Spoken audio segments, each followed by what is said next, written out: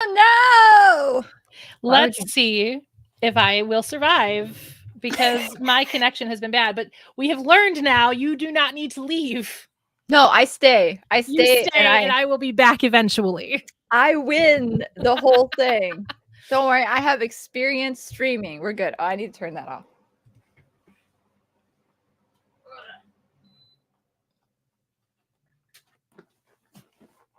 The emote doesn't translate well to StreamYard. That's not. Does it show up on YouTube? Yeah. But it does not relate well to. Oh, I see. I see it. Hi, kitty. Oh, hey, Katie. We were wondering who the other person that was waiting was. Now we know. Now we know. Hello, welcome. I have a dog who's chewing on a bully stick. I'm not going to make the joke I normally make because it's inappropriate and not family friendly in any way, shape, or form. If you want to know the joke I make, just Google what is a bully stick made out of, okay? And there's the joke. And then you'll figure out the joke.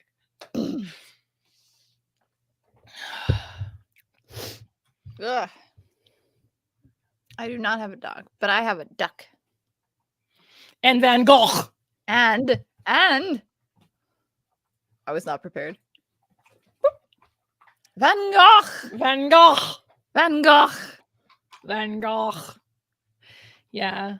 I mean, aren't you though? You can be your own family. You know what I mean? Like my family is my dog and my cat, my 4 leopard geckos, and my bearded dragon. And I have a mom and a dad and a sister and nieces and a nephew and a brother-in-law too, but who cares? Those humans. Oh, and a fur nephew. Can't forget about Miko, can I? Oh, well, no, of course not. We like Miko. You and your 3 houseplants until you inevitably kill them. Oh, okay. Do you remember the Snowbush? Yes, I remember your Snowbush. Is my Snowbush dead? Is my Snowbush dead yet? Yes, it died. I don't think I officialized it on that account. No, you did. Did I? Okay. I randomly came across it one day and I was like, oh my god, this is a blast from the past.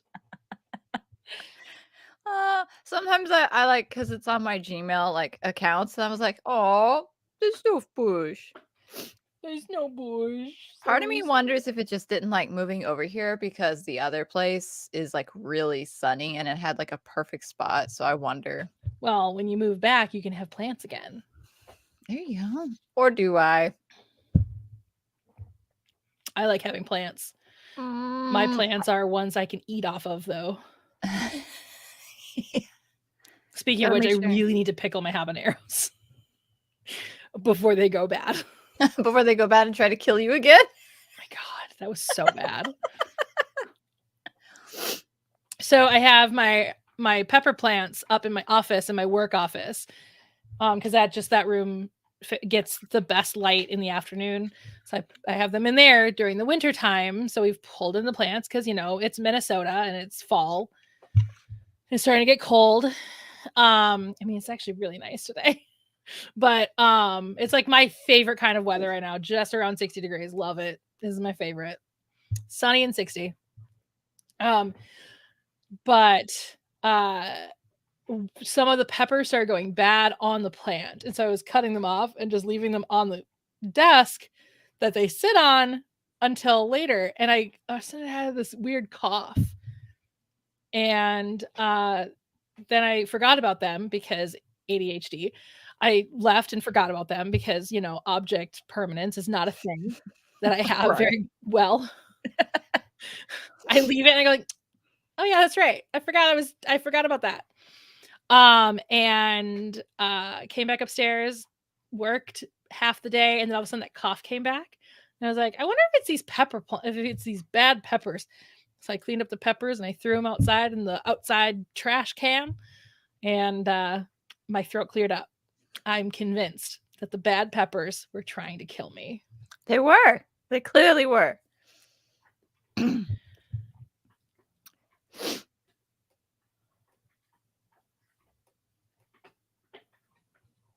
Yeah, I don't blame you, kitty. Yeah. I I wouldn't, you know. lived on the ground level in one of my apartments. I mean, I live on the ground level right now, but it's a little different because I live in a house, but I live like in the bottom unit because it's a mother-in-law suite kind of situation. And I live in the bottom unit. And but when I lived in my so I never really go into detail about this particular situation, but one thing I do not feel comfortable, I do feel comfortable saying, is that I experienced a home intrusion when I was a kid, and ever since then, the ground level is not something that makes me feel comfortable because there was a literal stranger in my house when I was like 8, 9 years old, and that was a very scary situation. And that was like, I lived in a very small town in the middle of nowhere. It wasn't like here where I live in a suburb of Minneapolis, and I don't know, not just a suburb, but like really close to Minneapolis. I'm like just a few miles away from Minneapolis. Yeah. And it's a congested area. I'm near the Mall of America. So like I would understand it happening here, but freaking Breezy Point, Minnesota. Like if I'm lucky, people might know what the Brainerd Lakes area is, and so I'll usually say that if it's like here in Minnesota or whatever. I never say Breezy Point unless they're like, "Oh yeah, the Brainerd Lakes area. I've been there many times." Well, then I grew up in Breezy Point, Minnesota, middle of nowhere. For crying out loud! What was the population of Breezy Point, Minnesota last census?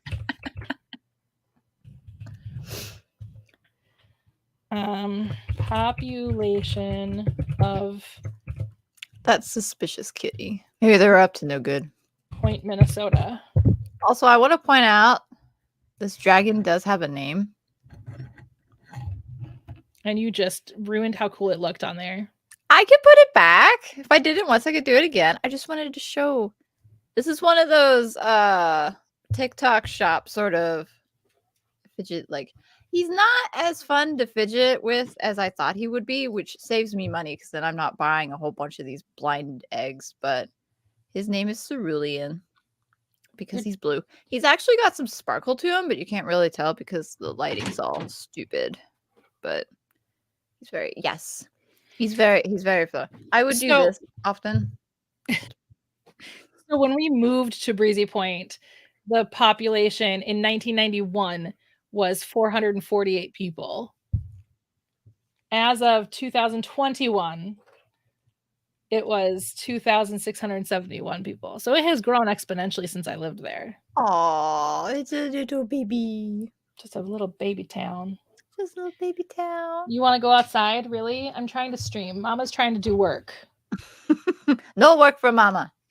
All right, entertain the people. I got to take the dog out. I wanted to drape him right here, but his tail just kind of... Oh.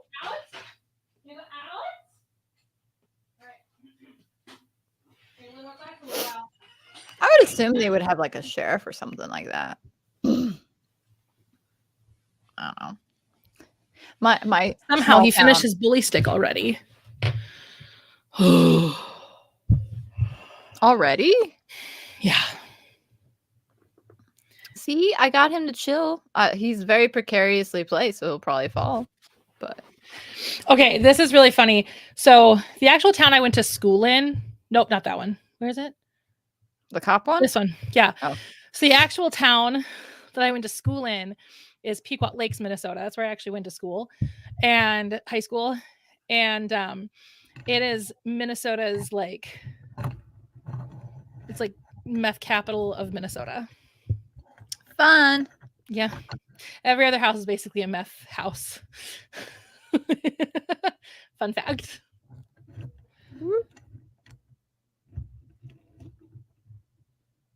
Yeah, see? Did you have to assemble the dragon? No. So they come in these really, I don't have the egg, but they come in like different it's all 3D printed. It's like variations, sort of colors and stuff of like an egg, and you just pop it open and you get a random dragon. So no assembly required. Thank you. I'm very proud of the place I grew up.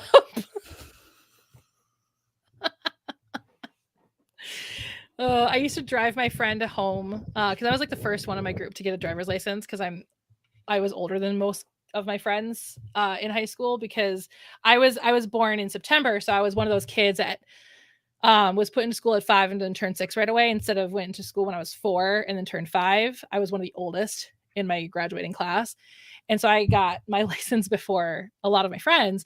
So I used to drive my friend home from school, and it was this really long like shot, and we used to like drive down that road like at 120 miles an hour, and then one of the houses near him got busted for meth, and he was like, can't do that anymore, there's cops everywhere. No, that takes the fun out of it. That's funny. Anyway, Yeah, little fun Yeah. story about growing up in central Minnesota, let me tell that's you. fun.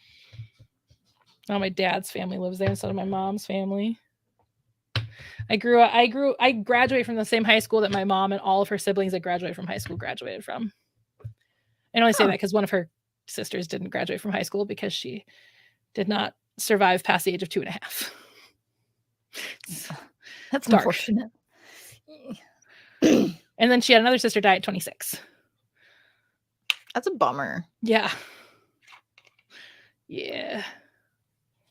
So, but yeah, so my mom's brother and his wife, they were high school sweethearts. They both graduated from my high school. And then the aunt that passed away and her younger sister both graduated from that school. I graduated from that school. My mom graduated from that school. My sister graduated from that school.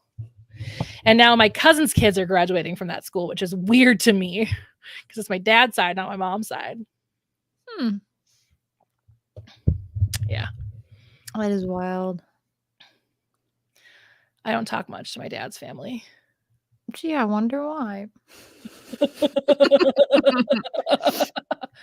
Look who it is. Oh, hey, it's Brian. Sorry, Zilla.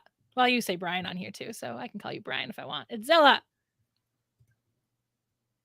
I always want to say it's Godzilla. I'm sorry.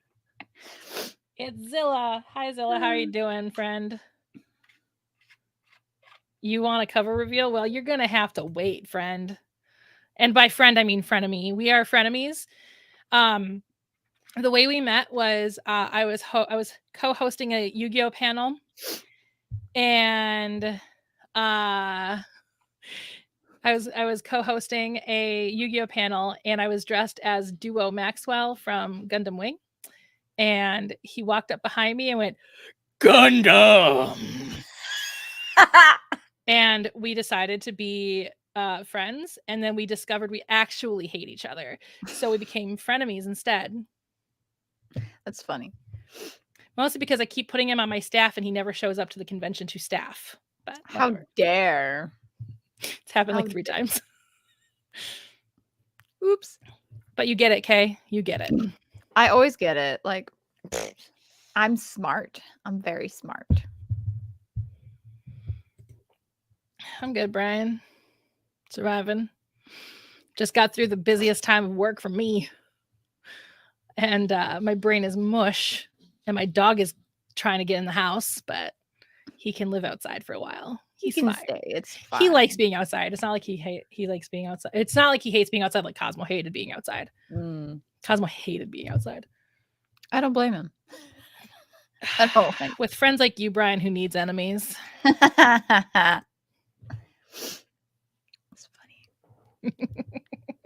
I know Kitty was joking, but now I'm thinking of like what song I would cover, and very poorly. Let's do Taylor Swift. I caught the Taylor Swift bug because I work at a movie theater, so we were playing the Taylor Swift concert movie thing, and ever since, like, I poke my head in there just to see because it's so loud. We've had to turn it down, and any quiet movie like adjacent, like auditorium adjacent, we have to bump that one up because it's just so loud. But now I just keep listening to Taylor Swift songs. Since when? I mean, I don't mind Taylor. I like Taylor just fine, but not my favorite. That is for sure. Actually, if I have to pick a favorite, it's very Taylor adjacent. in being Kelly Clarkson. I was about to say, I know you have a favorite. I do. Yeah, I really like Kelly Clarkson. My favorite indie artist came out with a new single yesterday. Yes, yesterday was Friday. So I was very happy. I mean, I already like Taylor Swift. I'm not a Swiftie. I'm not a Swiftie. Like, I appreciate her as a person, and I appreciate like what she does in the music industry and how she has really changed, or not maybe changed the industry, but has been a very different person in the industry. And I enjoy her music. I do enjoy her music, but I'm definitely like a Swiftie. I wasn't about to spend like $3,000 to go to her concert when she was here. You know what I'm saying? Yeah. I'm not judging anybody who does. Like, if you're a Swiftie, go for it. I will tell you what, I don't know how much it's gonna cost when and if NSYNC ever decides to finally do a reunion tour, but I will drop major dough on that. If they get like good old 90s group of popularity to like join them, I'm doomed. I'm gonna be like, well, I'm already like on the verge. There's one of my favorite bands is Jimmy Eat World, and they're doing a concert with Fall Out Boy and The Main and some other like alt artists, and I'm just like, I kind of want to go. It was kind of like when I found out that Into the Woods was touring again, and I drove all the way to fucking Nashville to go see it. Right? Like, thankfully, I wouldn't have to drive far because it's in the main city close to me. And I've already got like a friend who's like, if you want to go, I'll go with you. It's like, good, because I don't want to go by myself. Yeah. So I just have to decide if I actually want to go. Yeah, that's why I'm really glad that I have like my VPN, obviously not sponsored in any way, shape, or form, but hey, I hope one day I can be big enough to be sponsored by them. But I have my VPN and I have it set to like, if I'm not in another country, it just connects to like Chicago as its hub. And because that's just the closest like major city aside from Minneapolis. It's the closest major city. And for some reason there isn't a hub in Minneapolis. I don't know.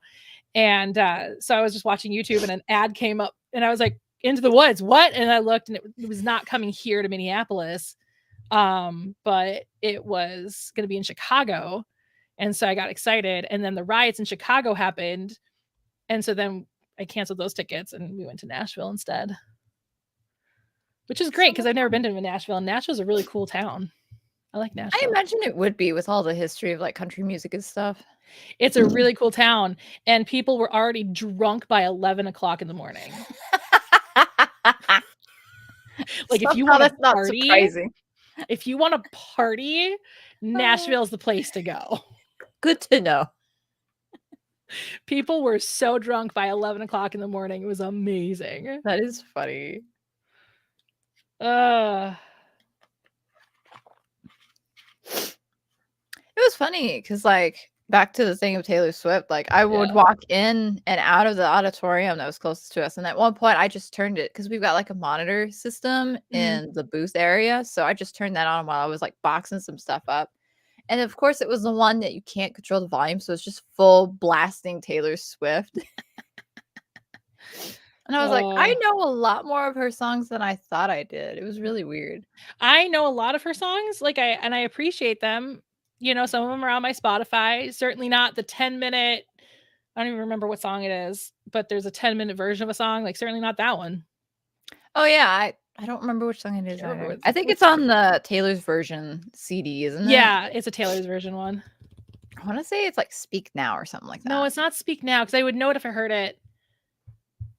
I don't know. Hey, Spotify. Go ahead and look it up.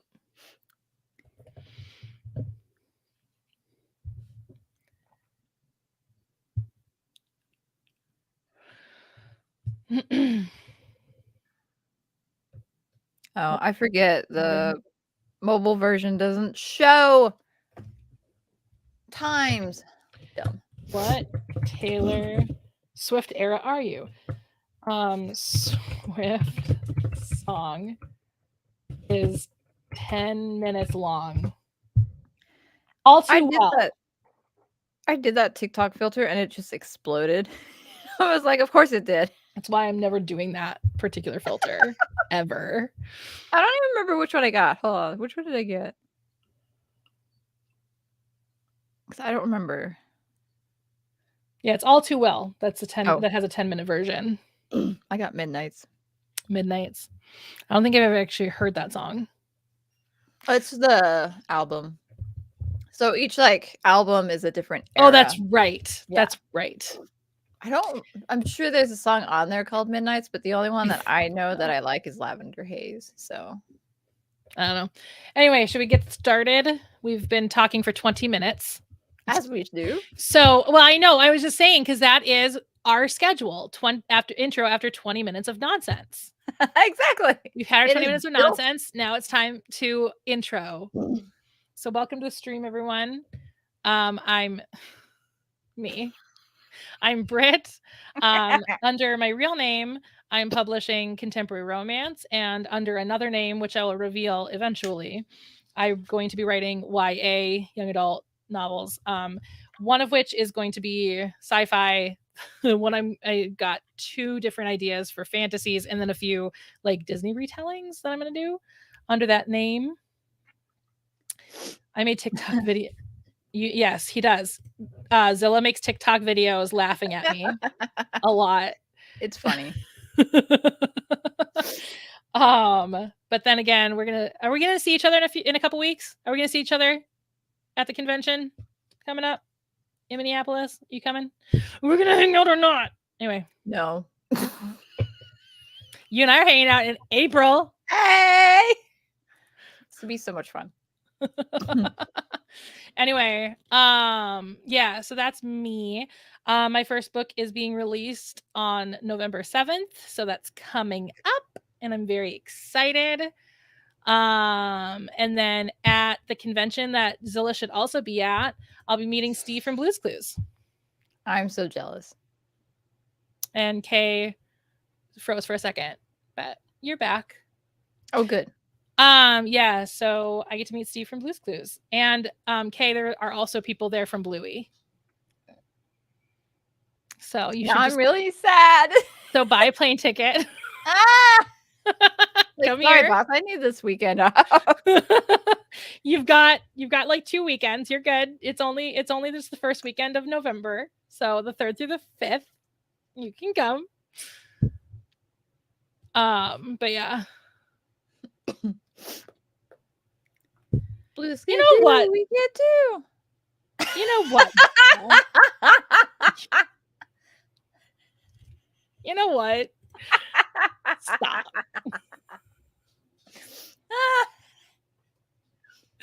Anyway, so yeah, that's me. And I also have a dog that periodically jumps on the door because he wants to come back inside the house. But I don't want him to come back inside the house right now. He can wait. It's fine. I'll probably let him in a second. Anyway, so that's me. Hello. I'm wearing my NaNoWriMo shirt to get ready for NaNoWriMo that starts soon, which is not great that I have a convention right at the beginning of NaNoWriMo. It's funny, actually. It's fine. My brother's birthday is in November, so it's great. And then we've got a Marvel movie opening in November. We'll see how that goes. Well, we're gonna have to talk about our NaNoWriMo stuff coming up too. This stream, like getting ready for NaNoWriMo. NaNoPrepo. It's actually called Preptober, apparently. Preptober. That's perfect. All right, Kay, introduce yourself and your dragon and your duck and your Van Gogh. Well, first we should introduce the one and only Van Gogh. It's Van Gogh. Alive and well, somehow, but in plastic form. He's doing his darndest. He has decided to sport a new creation this time around. So yeah, in Lego form, he creates things to stand on versus paintings. So right? It's funny. I thought it was funny. Fun fact, I built that. No, Van Gogh did. No, I did. He told me what to do, though. So fun. But anyway, hi, I'm Kay. This is Cerulean, and this is Captain Quack. So I write space opera fantasy horror. It is a mouthful, but I thought it would be a great idea, so we're running with it. And yeah. So the series is a novella series, which I decided would be best because writing a novel is obnoxious. So It really is, actually. it really is. And you know what? I can't be bothered. But yeah, that's me. There you go. All right. So let's talk about our goals that we had. So Kay start writing the first book, and my goal was to maybe possibly finish the first draft of Where the Vinyl Ends and Progress in Deep Water. So Kay, tell me, did you start writing your book? I did. Yay. So book 1, volume 1 is done. Book 1, volume 2 has been started. And then I've also started a bunch of miscellaneous scenes, one of which grew to like 10,000 words. So it's like a future book down the road. Mm-hmm. So we got a lot of writing done. I tried a new software called Obsidian. It allows you to like plan and stuff. You can write in it too, but I didn't like how they formatted it. So I just didn't. I still use Focuswriter right now. I just go old school and use Word. I would use Word if I had Word, but I don't have Word. So no Word. We do a family plan of Microsoft Office because my parents use it too. And so I'm like, I'll take advantage of that. Right. No, I miss the days where it came free with your computer. Yeah. So, which it hasn't for a while now. Long time since they created 360. Yeah. Yeah. The 360 suite. Yep. Which is nice because, you know, I got it up at work. So it's like I use Word and I'm like, boo, boo, boo. I know all the shortcuts because I used to use this so much. So, yeah, I used Open Office Writer. It's a free version that's very similar to it, but I like having a dark theme for my stuff. Mm-hmm. And like you can make dark themes and like random themes for it, but I messed up mine and I got mad, so I just didn't keep using it. That BS you are saying it is capitalism. Oh, yes, capitalism, yes. We must make our money. Peasants can pay. Yeah. But that's cool. And from what I understand, you have something cool to show the stream. I do. So as you guys see, it's titled Cover Reveal. So we have a cover reveal. I didn't think it would happen so soon, but oh my gosh, you guys. You did it yourself, right? I did. Like, look at this. I love it. Graphics are my passion, if you can't tell. Oh my god. It's like so the good, best. Kay. Like, incredible. I am so excited. I may change like a little bit, but you know, I think it's basically perfect how it is right now. I think right? It's perfect. Like, it gives it that really homemade feel. Right. And it has such a great texture. It is so good. It's the absolute best. I like it. Don't you just want to read this? Zilla loves it. Rocket Ship. Rocket loved Ship, it. Right? It's the absolute best. Retro, exactly. Retro. You guys get it. I knew you guys would get it. I was afraid that you guys would think it was, you know, ridiculous and silly, but like, it's the best.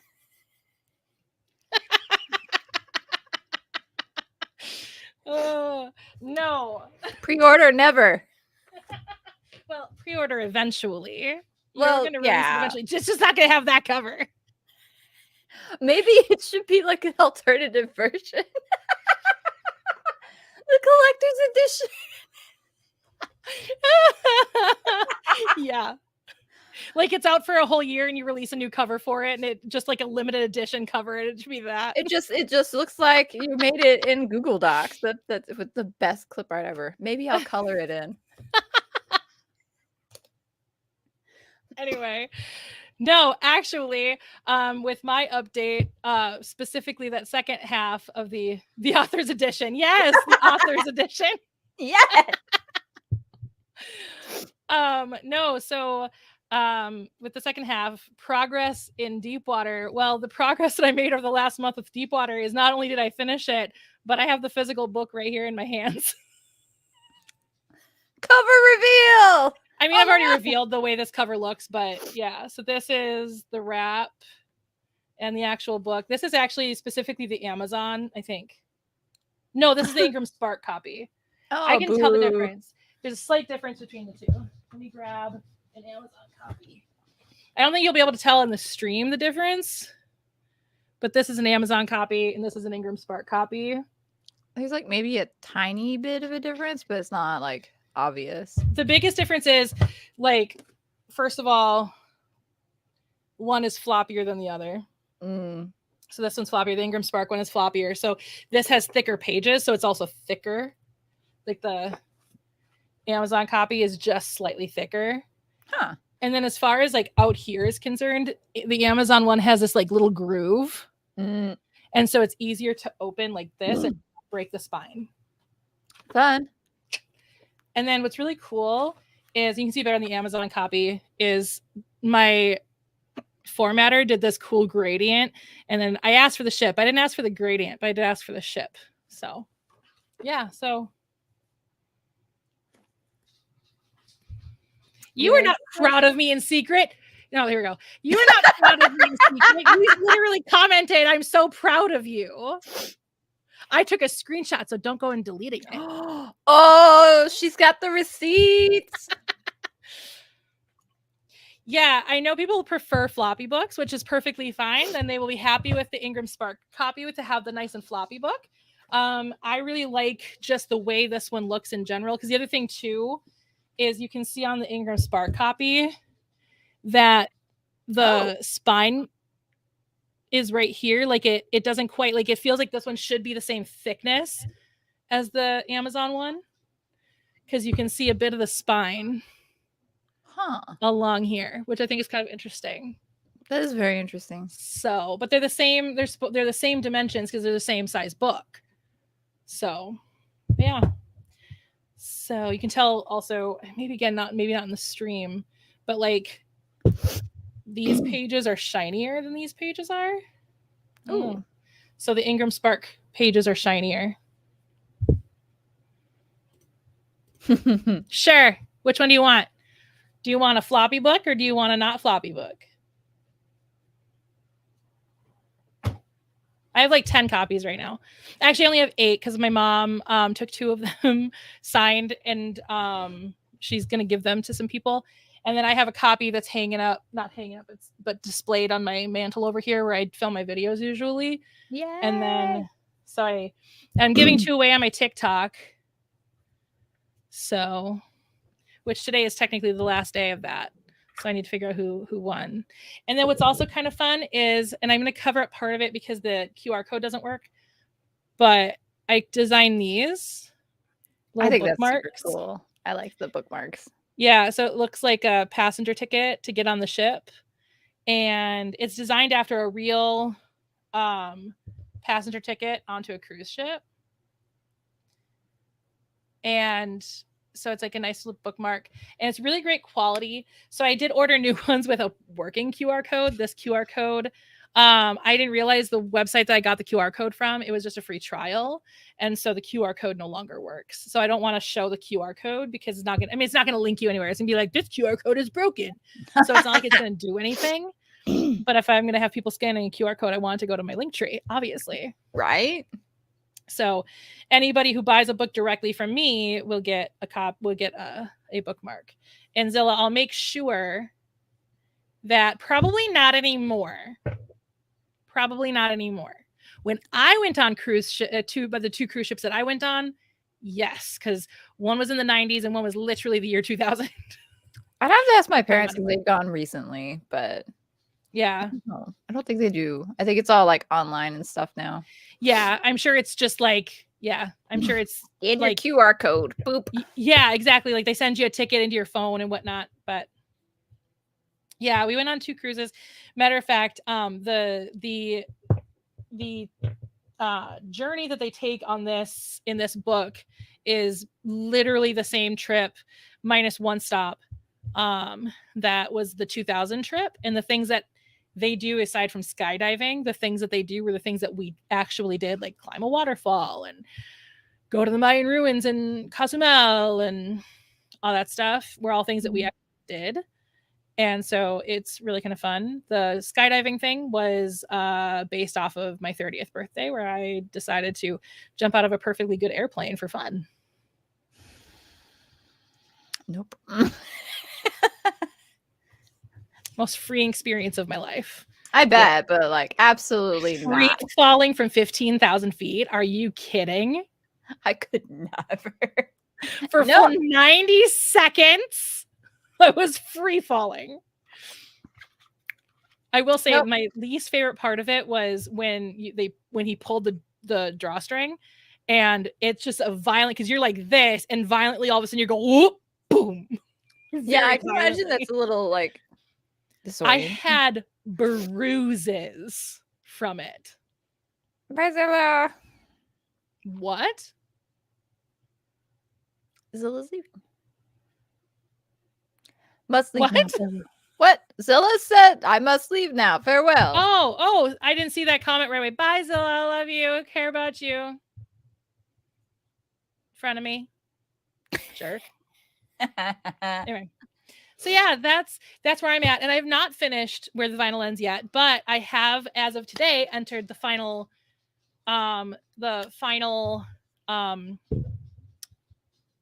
what's the word I'm looking for? Act. That's what I'm looking for. I've entered the final act of the book, and it's going to be really fun. This third act is going to be really, really fun to write. Not that the whole book hasn't been fun. The whole book has been pretty fun to write. But this final act is going to be fun because they're kind of in a weird predicament. The two main characters are in a very kind of strange predicament. Because if you guys don't know, it is a second chance romance between two individuals who used to be married and are no longer married, but they have children in the mix. And so trying to navigate getting back together when you have children in the mix, young children in the mix, is going to be an interesting thing to write, because I've got friends that have been in that situation, and learning from them the kind of like how you navigate that, of like trying to explore a relationship, but at the same time not letting your kids know that you're exploring a relationship, because it just gets their hopes up, and if it doesn't work, then it's just trauma all over again. Yeah. So it's kind of been fun to write. And so now I get to get in there and have that part of them really navigating that. So it's gonna be fun. Still hoping to fix it by the end, or finish it by the end of the month, and then I'll fix it in December. That's when I'll do the second. That, or I might take a full month off of writing just in general and just start working on the second draft in January. Just take I a don't break. know. I need to. I might take a break. Second chance romances are hard for you to get into. That's fair. This was just one that it was kind of funny. The way this story came about was I'm slowly redoing upstairs for when I move up there, because my parents and I are switching units, because they're building their retirement home on their property on Lake Superior. And so they're going to move into this studio, and I'm going to move into the main house. And so I'm slowly redoing things before I do that. So the first thing I'm redoing is my office, my actual work office, because that's just the only place that they don't have stuff in. And so I want to switch out the carpet for vinyl flooring. And I was talking to my mom one day about, I was like, so we're just going to do the vinyl floor to the end of this room, and then where the vinyl ends, we'll just keep the carpet, and then we'll just have that go. And she's like, oh, that makes sense. I'm like, holy crap, Where the Vinyl Ends, it's a great book name. She's like, that is a great book name. So I kind of sat on that book name, and that was what came up, was this idea of a second chance romance of two people who flip houses, or when they were married, they flipped houses as living together. And they get one last project, and that one project turns into, oh crap, we're in love still. I think it sounds cute. To be fair, I've not really stayed friends with exes either. So I definitely haven't. No, you have not. And that's a good thing. Yes, it is. None of them were the two exes that I know, yikes.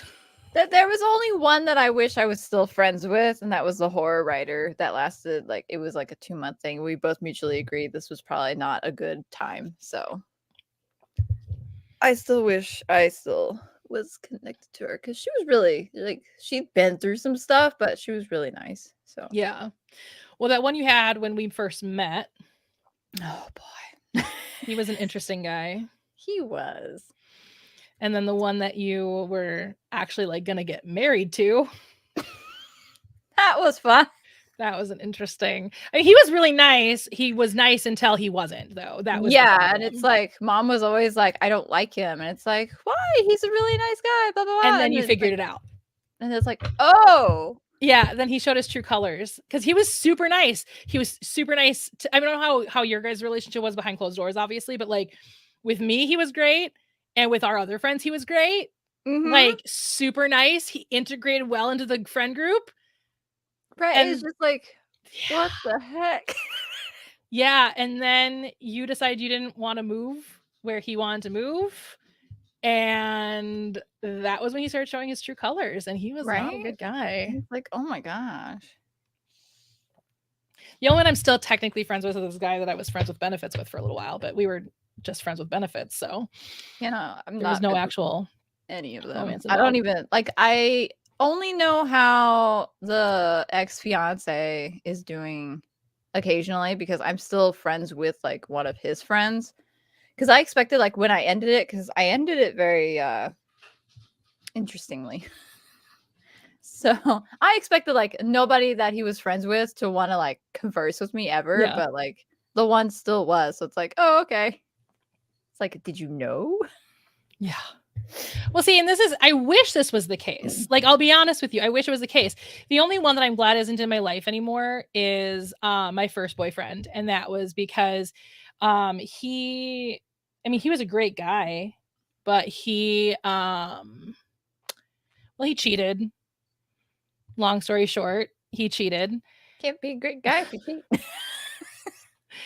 Right after telling me he loved me, cheated. Big oof. And yeah, that's the only one that I'm glad I don't have in my life anymore, because that was just so rough, being in love for the first time and having that happen really has put a damper on a lot of my relationships. Yeah. Well, any possible relationships, and then the one like relationship I've had since then. So Yeah. it is what it is. He was a interesting guy. I Facebook stalked him one time. I mean, I Facebook stalk him every once in a while, but just because like I want to know how he's doing sometimes. I don't know why. Just sometimes I'm like, I'm lonely. I'm gonna Facebook stalk my first love. And he had it was his wife, who he cheated on me with, is the girl he ended up marrying. Posted something about like him wanting to get a 3D TV specifically for like a model runway show or whatever. And I'm like, oh, he hasn't changed at all. Wow. Oh, wow.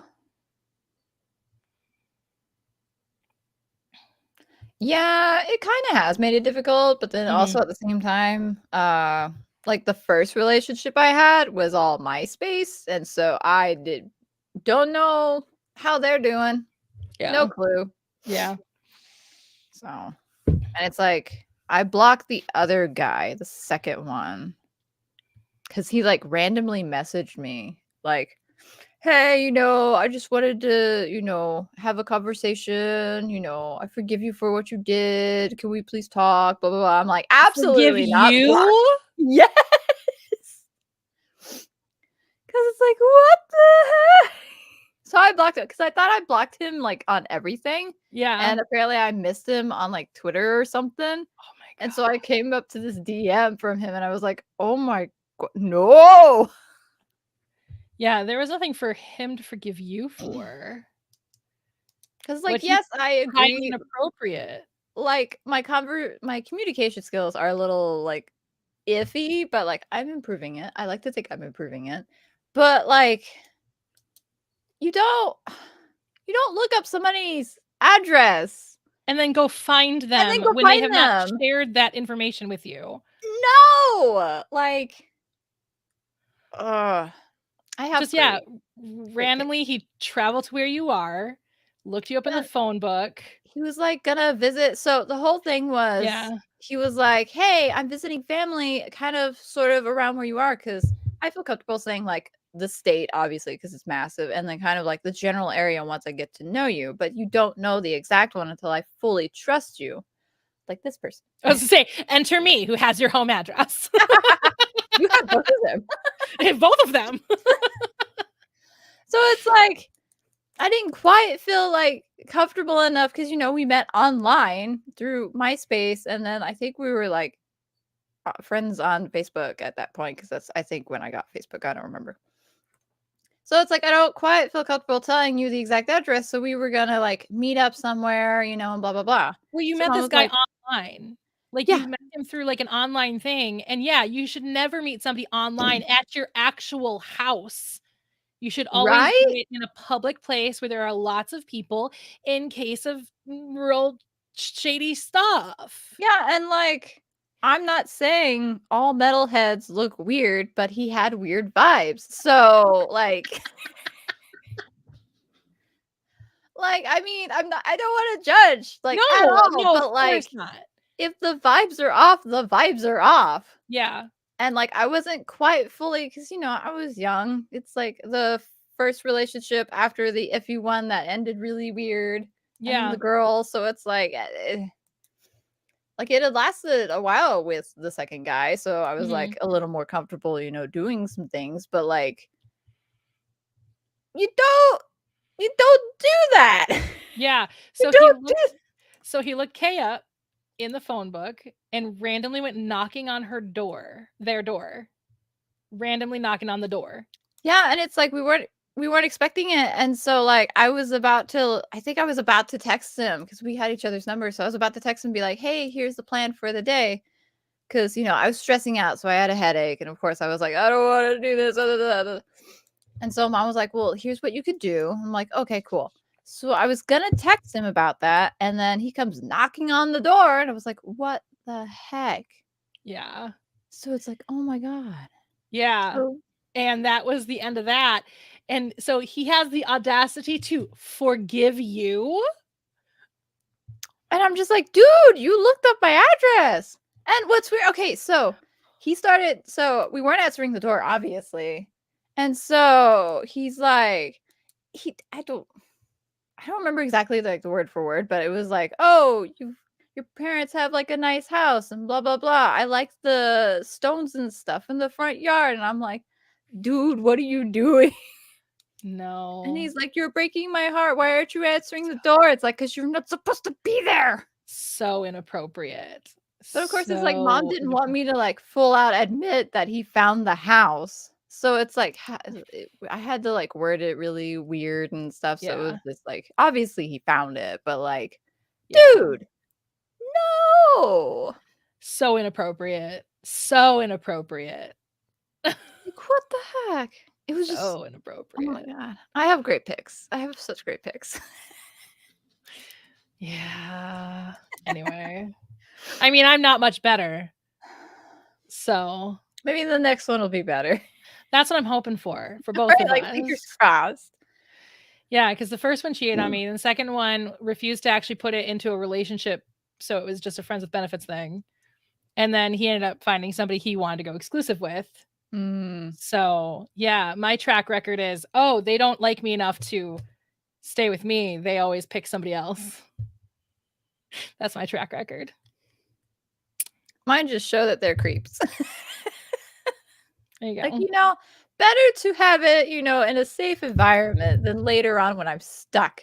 Yeah. So, Well, aren't you glad you didn't move out with that guy, and aren't you glad you didn't end up marrying that guy? Because I don't know imagine what being would've, stuck in those situations. 'cause, like, Either it one would was have been financially difficult to get out of.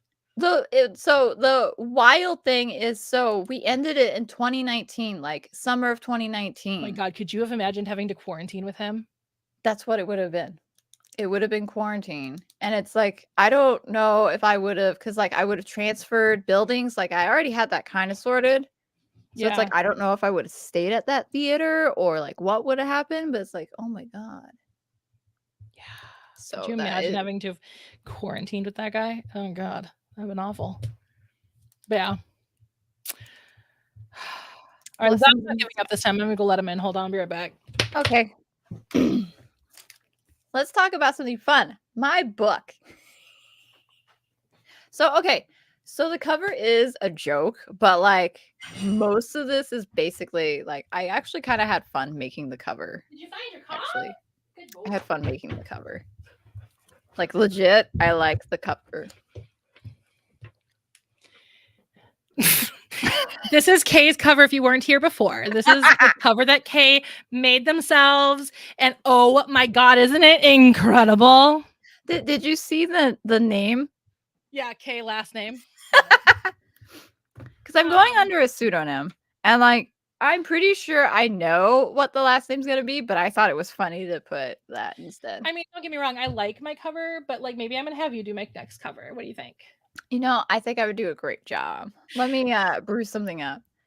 Right? Like It's cute. It's very cute. I low-key kind of like it.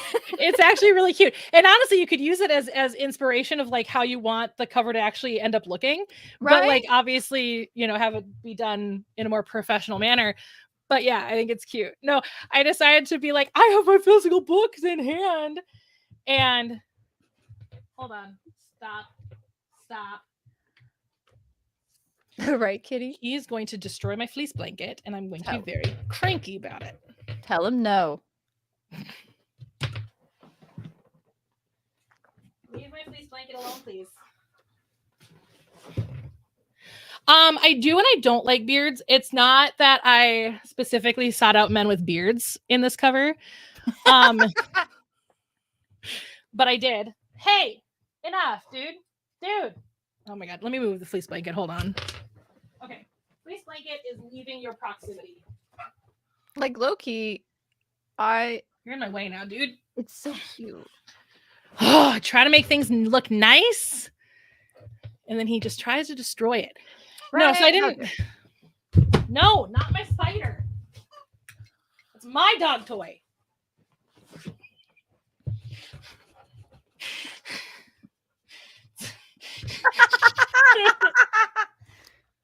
Oh my gosh, can I do that? I'm losing it. I don't have my colored pencils. I have a pen. Your rocket ship needs a beard. So no, I did not specifically seek out men with beards. When my cover designer was like, hey, can you give me inspiration pictures of like the body style and the face, you know, and skin tones that you're looking for and hair colors and stuff, I just happened to find guys that had some facial hair. Like the blonde guy didn't actually have a lot of facial hair at all. Like Van Gogh. She had just seen some facial hair and she just put facial hair on all of them. So no, I did not specifically seek out, but yes, I do like men with beards. If they look good with facial hair, I like facial hair. Right? Like if they maintain it, it's really good. As long as well groomed. It has to be well groomed. Like it can't just be like, you know, wild. It's gotta be well groomed. Van Gogh. Oops, not that. This. Van Gogh. Yeah, so my artist likes beards, which is great. I like her, and I like her art. I think this has turned out really, really great. Love it. I love it. Yeah, I thought my cover turned out fantastic, and I like having it in the actual physical form. I love your cover. I'm so happy it's in your hands. Me too. It makes me very happy. Now I just got to figure out a way to get Barnes & Noble to carry it in their stores here in the Twin Cities. Just like fight Barnes & Noble. Right? I will fight Barnes & Noble. It's the best bearded ship.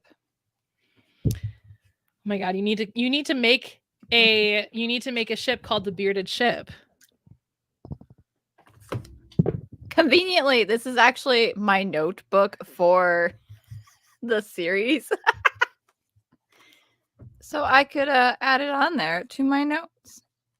All right, so we have talked about what we accomplished since our last stream, and we had ADHD mode activated par deux. So next is NaNoWriMo already? Right? Like what? Oh, Yeah, so NaNoWriMo is going to be an interesting journey for me this year. I'm hoping to finish.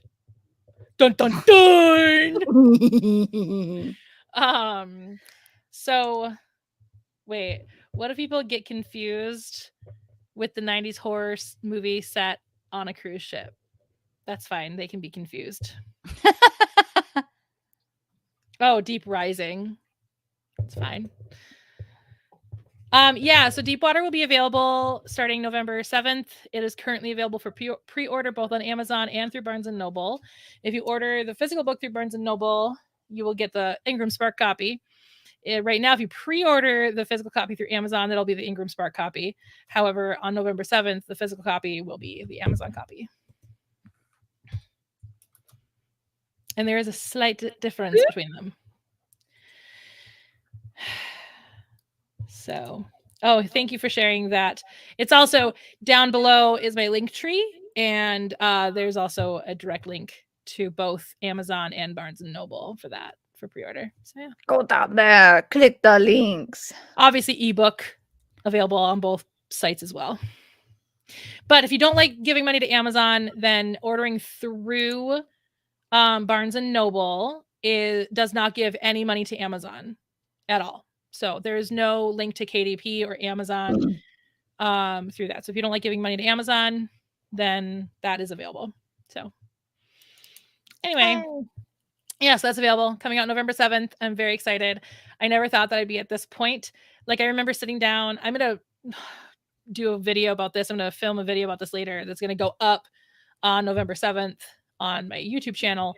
But I remember sitting down, starting this project on NaNoWriMo 2018. So like, it's almost been 5 years since I started this book. It's wild. Exactly 5 years. Well, I mean, it's been when did I wrote this down at one point and then I immediately forgot. Thankfully, it's saved on NaNoWriMo. And as a reminder, it's a contemporary romance. So it's a romance novel, adult romance novel. So just keep that in mind upon reading it. So, but yeah. So hopefully I'll finish with the vinyl ends before the end of this month. It's still looking okay to do so. This last week, I've been really stressed out at work. A lot of really cruddy things happened, especially just a couple days ago, where I literally, in a voice memo to our little group chat that I have with Kay and a few of other YouTube friends, literally screamed into the void because I was just done. Fun fact, I also got drunk that night. Because I just couldn't do it anymore. Like, I'm just like, you know what? I need to let loose. And so I had a little too much to drink that night. You know, it's fine. You know what? I don't get drunk very often. I'm a full-ass adult. I'm in my late 30s, for crying out loud. I get drunk if I want. I was very concerned about the next day, though, because I was concerned about the hangover. But I managed to sober up a little bit before bed, and then also drink a whole thing of water, and then also take some ibuprofen, and also had some carbohydrates. And so I woke up slightly nauseous with a slight headache, and that went away by the time I ate. Yay. So, smart. Yeah. So I kind of fell behind on writing Where the Vinyl Ends. So hopefully this weekend I can put some good words forth, and I'm hoping to hit 50,000 by the end of this weekend is the goal. But I think it'll be about 60,000 words. But I'm in the final act, so hopefully I'll still be able to finish it. So if not, then I'll finish it in December. But I'm not going to write that during NaNoWriMo because it won't have another 50,000 words. A big book. But instead, I am. So I was going through some things because I was trying to get rid of some clutter, and I came across a 3-ring binder. And I opened up the 3-ring binder just to look through it. It happened in my film theory notes from when I was in film school with a whole bunch of film theory articles and stuff. And I was like going, oh my gosh, this is really cool. And I started going through it. And then I hit this point in the 3-ring binder that was all this stuff from when I was in school, like the, meth capital of Minnesota, Pequot Lakes High School. And one of which was clearly a vocab assignment that was supposed to be a short story.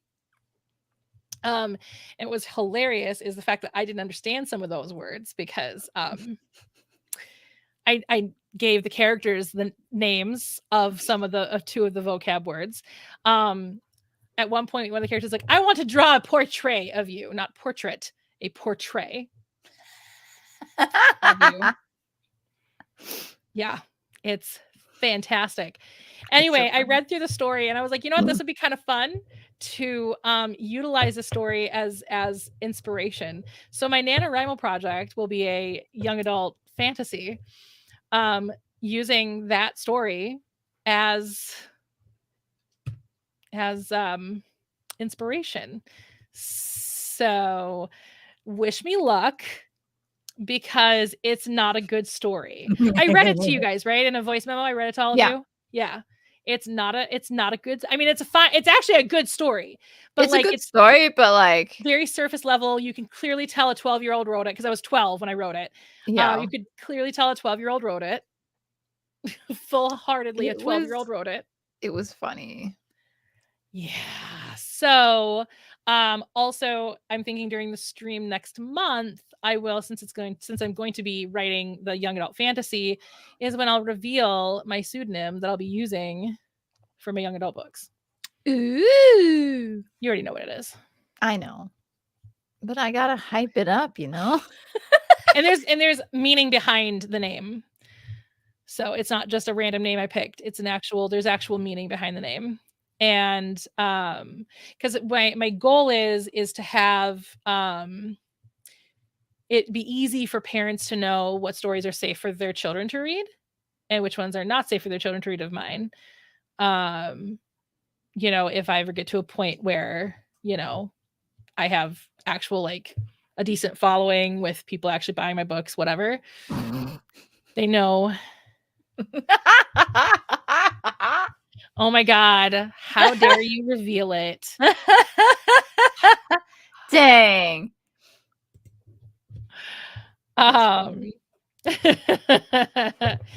No. But yeah, and so it's just going to be easy for people to know what's safe for kids and what's not safe for kids. You know, what's going to have the spicy stuff and what's not going to have the spicy stuff. What's going to have naked people, what's not going to have naked people. It's fine. Right? It's good to know. So I think next stream I'll put my pseudonym up instead of my real name. Ooh. I did think about using the actual proper Norwegian spelling of my name professionally, but I obviously decided not to do that as per Deepwater, because it wouldn't be two A's, it would be an A with little circles. Is how you pronounce it in Norwegian. It's, So that's a spicy meatball. That's a spicy meatball. It's a spicy meatball. It's a spicy meatball. Nom, Exactly. nom. You know, I think that it's kind of important to be able to have that you know, separation. Like Sarah J. Maas got into a lot of trouble because she started writing young adult, and so then all these kids started reading her more spicy books, and parents were not thrilled about it. No. And so it's just, I think it's important, if I'm going to be in both spaces, that both spaces need to have different identities, so that I can ensure that, I mean, was I reading romance novels at the age of 13? Yes, I was. Right? Who wasn't? I grew up in purity culture. It was the one way I could be like, naughty.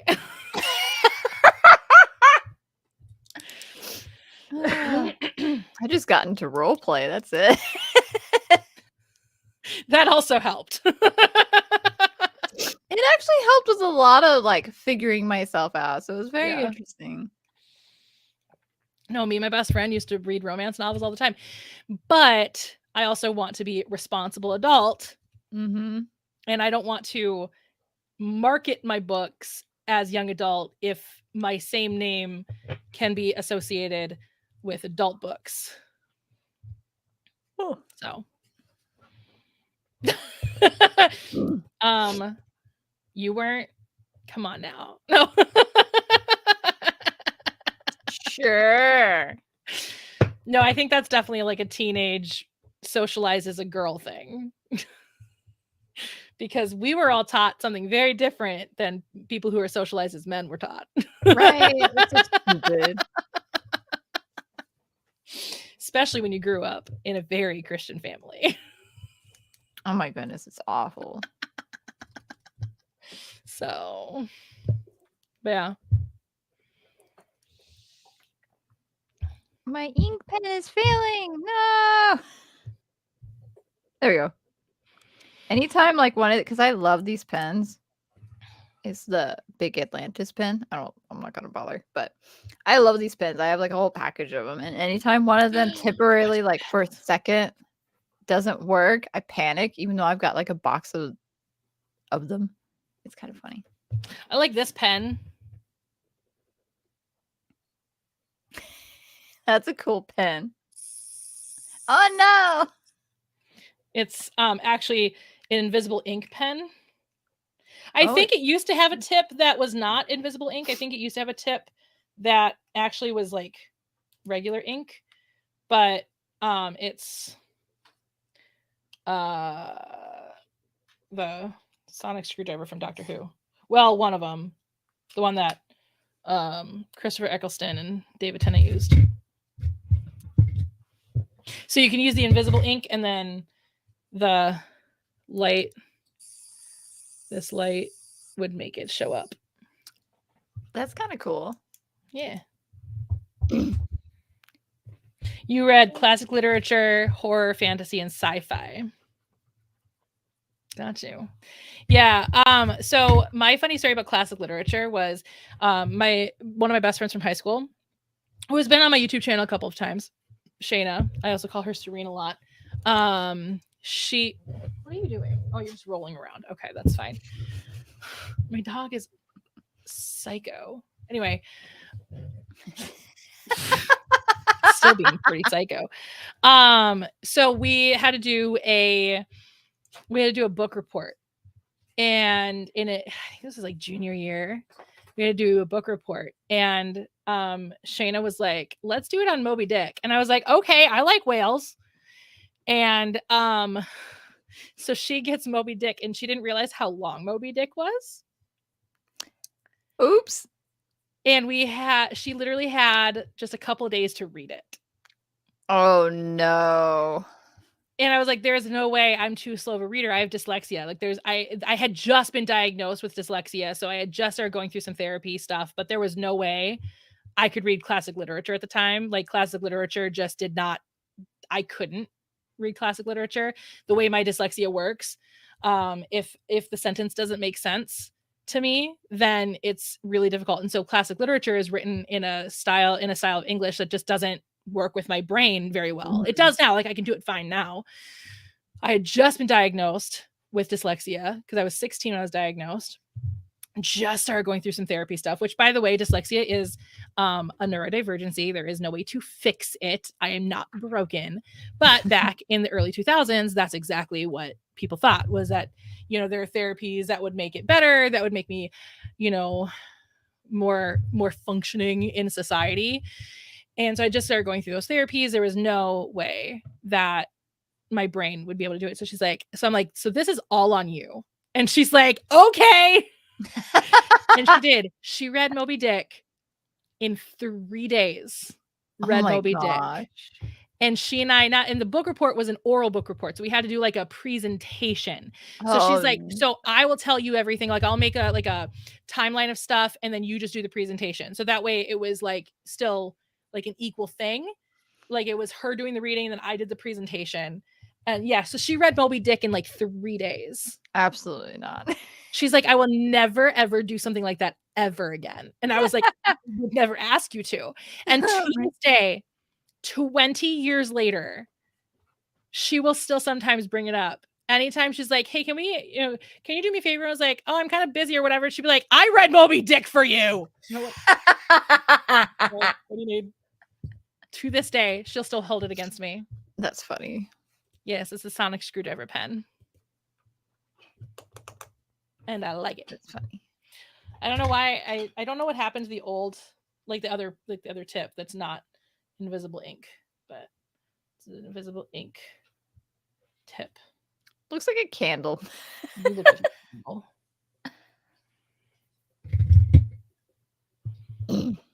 Anyway, so yeah. So that's my fun story about classic literature. That's fun. I don't have a fun story. Okay, Kay, talk about NaNoWriMo. So it's National Novel Writing Month, where everybody who wants to write a book in a month can do it. Well, write 50,000 words. It's not always a full novel. Like Deepwater was a NaNoWriMo project, and it's 80,000 words. How dare you break the rules? Did you notice on the NaNoWriMo website they've added now where you can challenge yourself, so you can like add like a random project and have like goals and stuff? Yeah. I was like, that's kind of cool. Wow. But anyway, my project for this year for NaNoWriMo is also a fantasy book, but it's not YA. And it's actually like inspired from a map that I made years ago. And then I went to go look at the notes for this world, and it's literally just the notes from the map that I made. There's no characters, there's no nothing except for like these magical stones. So I was like, oh, okay. I didn't have as much planned out as I thought I did. So yeah, so we're going from scratch. I think because the Galaxia Morbidus series is space opera fantasy horror. So I think for this series, which doesn't have a name yet, I think it's gonna be like fantasy mystery. So there's gonna be like some mystery elements to it, which I think should be fun. So. Yeah. Mine's gonna be very hero's journey fantasy. So it's gonna be your very normal hero's fantasy or hero's journey. So and hero's fantasy, but only in a young adult fashion. Yes, it's that time of year already. I know, right? It's wild. Welcome to Preptober. Are you prepping? Preptober. Are you prepping in your Tober? So, oof. And what's gonna be easier about this year is my busiest time is not going to be the first 2 weeks of NaNoWriMo, because last year, the first 2 weeks was ridiculously busy at work. And so it was like the last 2 weeks for me, which was the busiest time for me this year, was where I just like I was done with work and I was like, nope. Like, absolutely not. Nope. I only felt like I only got drunk the one night, so I'm pretty proud of myself for not coping that way. Right? God knows that's not a healthy coping mechanism, friends. No. I only did it the one time because you know what? I needed it.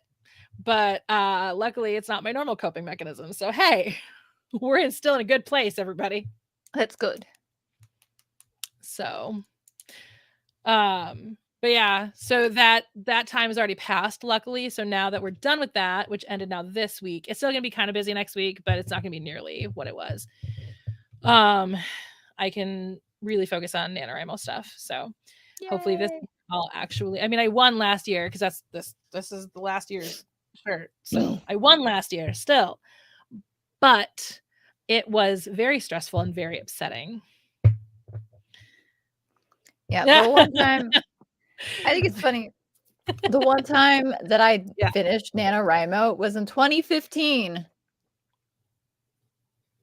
Not this exact book, but this series. So 2015 started off this series, and we're finally actually progressing. Yeah. It's very novelist of you going off stereotypes of writers. Yeah. My favorite show in the entire world is Community. And there's this theater professor who says, drink some cognac in the bath. Because that was the actor, like acting classes homework. And I was like, that's very actor too. That's very actor. I'm rewatching Community, but I'm showing it to my dad for the very first time, and my mom's rewatching because she's seen the whole thing. And it was so funny. My dad goes, "Have you ever drank cognac in a tub?" I was like, first of all, I hate baths. Second of all, I don't drink cognac. But yes, I have definitely sat after a rehearsal and just like whole glass of just straight vodka. Yes, I have. Absolutely. Theater is very stressful. I bet. I don't have the desire. Every once in a while I get the desire to go back to theater, but I'm so good not doing theater anymore. I'm so good doing voiceover.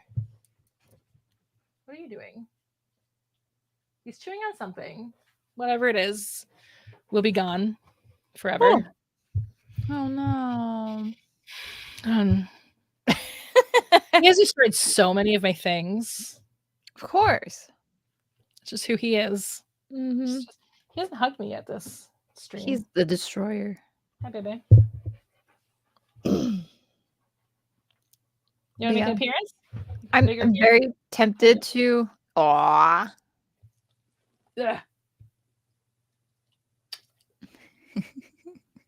He likes kisses.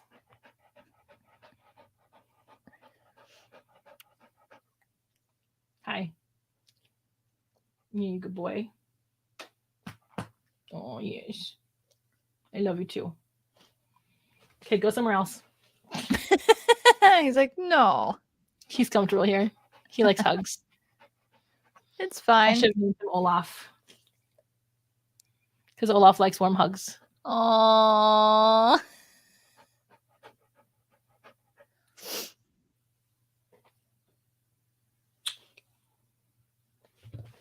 You are just still very comfortable right here, aren't you? Where's your calm?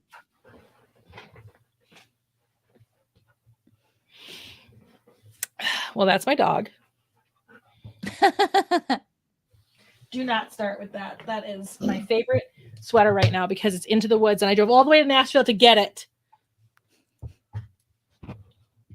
Well, I did other things in Nashville, like see the show. Well, you know, that's beside the point. Yeah, maybe Apollo has a NaNoWriMo announcement. What are you going to write for NaNoWriMo, bud?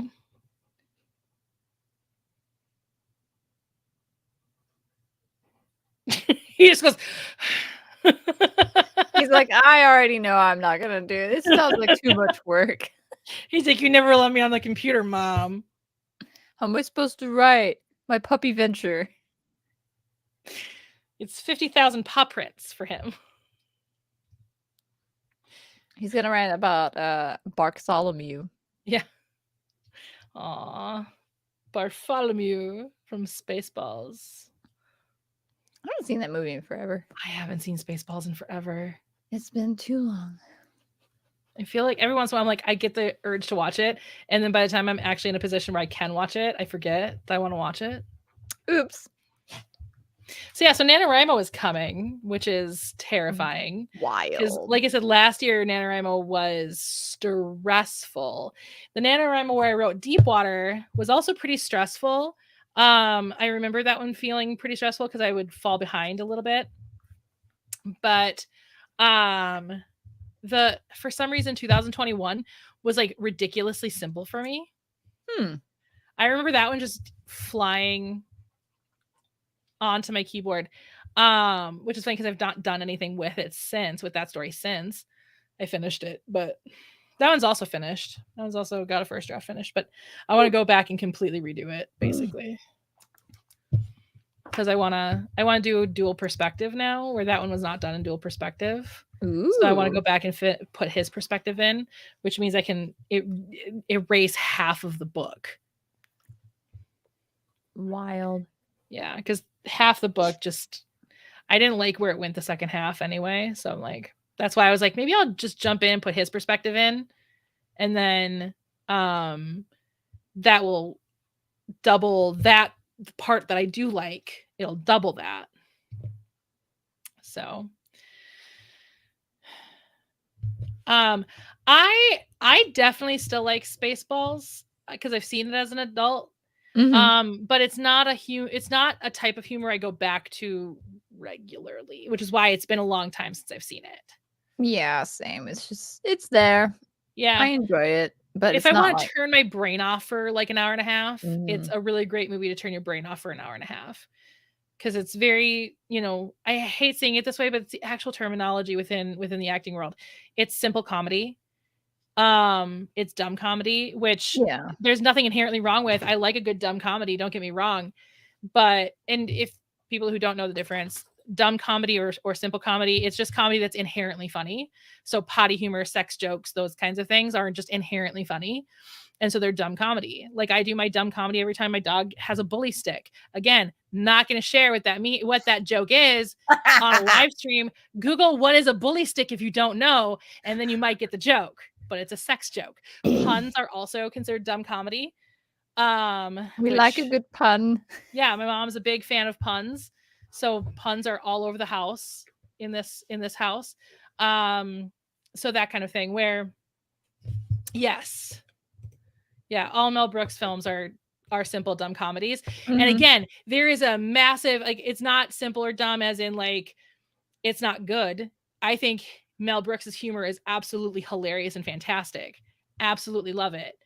Like, which one was it? Blazing Saddles? Wasn't it Blazing Saddles where they just spend like a whole 2 minutes of everybody just farting? It's I think so, yeah. Hilarious. It's so stupid. It's so stupid, but hilarious. I mean, my favorite television show is dumb comedy. Let's be real. I mean, there's some smart comedy in there. And that's comedy is a type of comedy. It's drier. It's a kind of comedy that makes you think before it's funny. So a lot of British comedy is dry comedy. And so it's smarter comedy. Anyway, that's the difference. That's all. But the more you know. If I just want like a nice dumb comedy, that's one of my favorite dumb comedies to watch. Same thing with like Galaxy Quest. I fucking love Galaxy Quest. I have not seen Galaxy Quest long time. Such a long time. You need to watch Galaxy Quest, Kay. Oh my god. I had it. I think I had it as a DVD and then I got rid of it, but I can't remember if I bought the Blu-ray for it or not. I don't remember. Yeah. I love Galaxy Quest. It's one of my favorites as well. I remember I enjoyed it the first time I watched it, but I don't remember. I don't know. It's like one of my favorite movies. It's one of my favorite. Again, it's one of my favorite. Just I want to turn my brain off for an hour and a half. Those are always fun. Yeah. Anyway, so yeah, NaNoWriMo is coming, and I'm very nervous because I don't know how this one's going to go. One, I've not actually successfully written a fantasy before. Two. Same. Oh no, that should be illegal. I mean, I'm just kidding, obviously, but I highly suggest watching it, especially if you grew up on Star Trek in any way, shape, or form. Like if you like Star Trek, like it because it makes fun of Star Trek, is what it's doing. It is a full-on spoof of Star Trek. I love it. Highly recommend if you have ever been a Trekkie at any point in your life. Highly recommend. Watch it. And it was before Tim Allen decided to get all political, and so there's no like political Tim Allen jokes in it at all. Unlike the new Clauses TV show that they're doing on Disney Plus, which is all filled with Tim Allen political comedy. I didn't watch it. I was like, eh. It was good. It was fine. I'll probably watch the second season. It's fine. I'm just like, eh. Nothing beats the first Santa Claus movie. Right. It's such a classic. I mean, I don't mind the second one. The third one's fine. But no, the first one is saw the third one. I like I still actively watch the third one because I just love Martin Short. Okay. No, I did watch it then. Yeah. Okay. Love Martin Short. I will watch anything with Martin Short in it. I just don't remember it.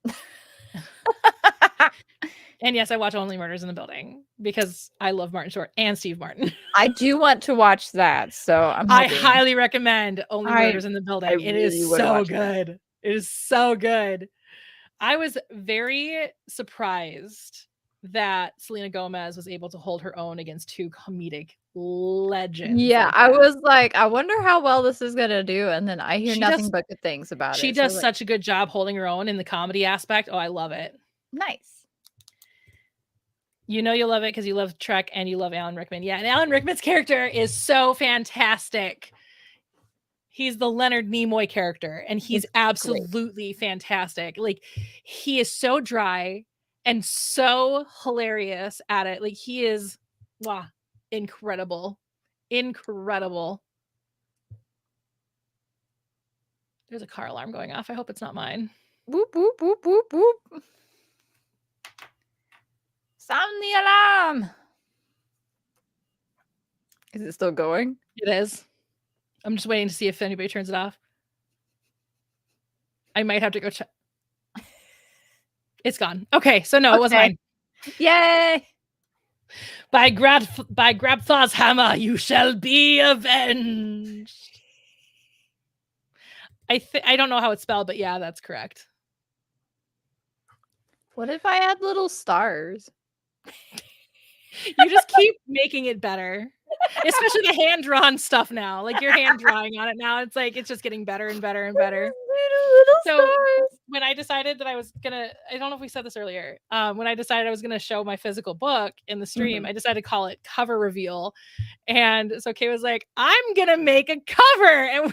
And so like we tried to keep the bit going as long as we could, but the two people that were chatting in the chat at the time, neither one of them fell for it in any way, shape, or form. Dang. I didn't make it. I should have made it in color, but I don't have a color printer, so. Well, you could have colored it before the stream. I thought about that. Yeah. But my colored pencils are all the way in the other room. It's so far. I'm seeing you do markers. I don't have markers. Rude. Right? And to be fair, the only markers I have are highlighters and Sharpies. Maybe I should get some crayons. That's even better. Especially if you color with crayons in different directions. I do. Yeah. I don't. I get bored. Like I'll do it in one direction. I'm like, I'm bored this way, and then I'll do it. It's worse when it's colored pencils, to be honest. But crayons also look weird if you do it in different directions. It's like I try not to, but then I just give up. I'm like, I don't want to, because like whenever I'm writing with my pen, I change it and stuff. So it's like. Kitty wasn't sure at first. It's certainly simple. Maybe I just wanted a black and white. Like, if I wanted to waste, you do want to go retro with it, and I know that you want to go actually retro with it. I do. Like, I have this idea. There's none of the pictures like in frame, and I'm not going to point it because my room is a mess. But it's going to be like those classic like 70s pulp sci-fi sort of covers. It's going to be similar-ish to that. So, yeah, I was going wild with looking at it, so it was fun. And then I do like want to have it so that the spines kind of make like a art. I just haven't figured out like what it's gonna be. So I have a guy. You got a guy. It's Inktober, so there's that. I will forever recommend my wrap artist. My wrap artist was so easy to work with. Love it. Inktober. Yes, it is Inktober. So the other thing about the cover is I'm trying to decide like how I want, because at first I was like, okay, so because the first book is going to be how you meet the crew of the Moss, and like it's got a longer name, but they hate the name, but there's like a bunch of paperwork involved to change the name of the ship, so they don't bother with it. So they just shorten it to the Moth. So I thought it'd be kind of cool to have like the book. I'm just going to use this as an example. So you would see like the silhouettes of the characters, but you wouldn't actually see them until it's that book. So then it just slowly fills it in. I thought about doing that. That's very cool. I know with my trilogy that I want to write, that was my NaNoWriMo. I want to try again. That was my NaNoWriMo project last year, was to start writing that sci-fi, the young adult sci-fi that's been in my brain since I was like 17. And I've tried writing it many times. This was like my fourth attempt to try and write it. And I actually really like what I did. But again, I want to go back through it and put in different perspectives and kind of change a few things up. But for the most part, it's, because I started writing in multiple perspectives partway through the book, and I was like, I like this better. And so now I want to go back through and do it with all the main characters. So because originally it was because one of the inspirations for this trilogy was Animorphs, and one thing I liked about Animorphs was each book was written by one of the main characters. So like book 1 was this character, book 2 was this character, book 3 was this character. And so I was like, I was gonna do something similar where it was gonna be one of the main characters this book, and then another main character this book, and then another main character this book. But I realized that I really like the character dynamics so much that I want all of the main characters to have their stories being told by themselves. And it's only 3 books, not 6 or 7. Actually, there's 7 main characters. And so I want to try and put all of their perspectives in the books. And so now I want to go back through and start doing that. But the cover that I see in my head for that one, because the first book is called The Man from the Stars. And so it's gonna be like a night scene, and just like what you were saying with silhouettes, it would be the silhouettes of the main characters looking up at like this very starry night.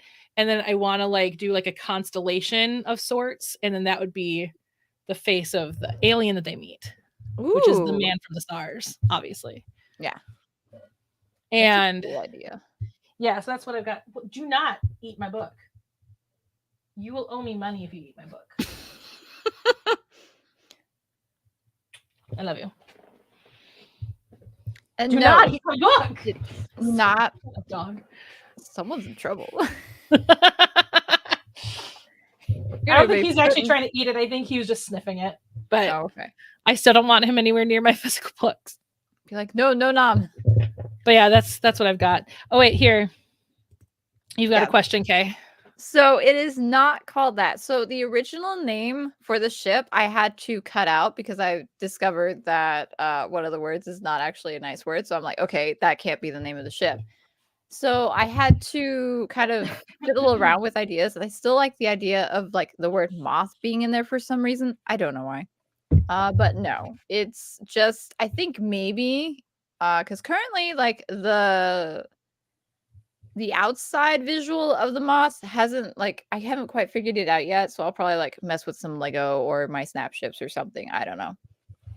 So, but yeah, I want it to look not like a typical, like it's not gonna look like a rocket. It's not gonna look like the bearded rocket. I'm sorry.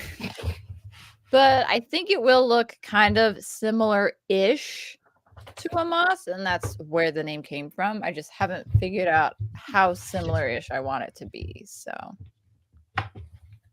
yeah. Because I like the idea of spaceships that don't look like airplanes, basically.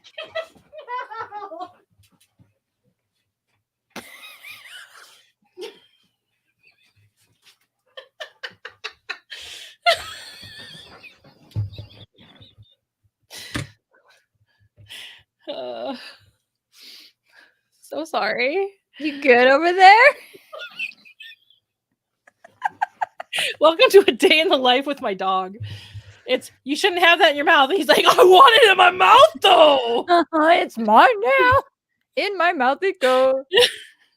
And then of course you try to get it out and it suddenly is a game now. Yes. All right, sorry, I missed some of that.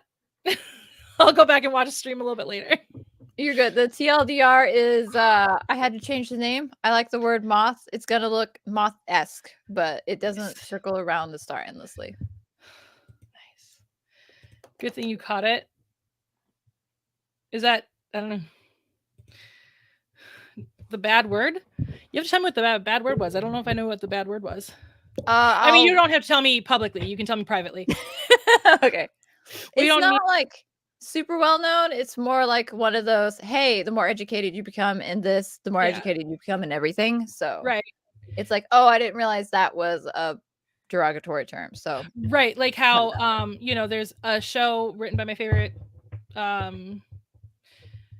you know, musical creator Stephen Sondheim that is actually a very derogatory term, and I don't like saying the name of it, much like I don't say the name of the Scottish play, but for a whole different reason.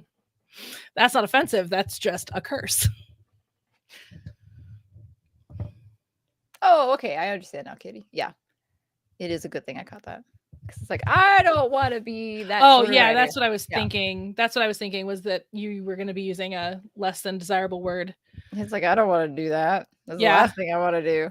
So, well, exactly same thing, like why I don't say like master bedroom anymore. I say primary bedroom. And that's something that's been very important in this book, because it's about, you know, flipping a house. And so every time they go into the primary bedroom, I ensure to use the term primary bedroom instead of master bedroom. Because again, the more educated you are, the more you learn.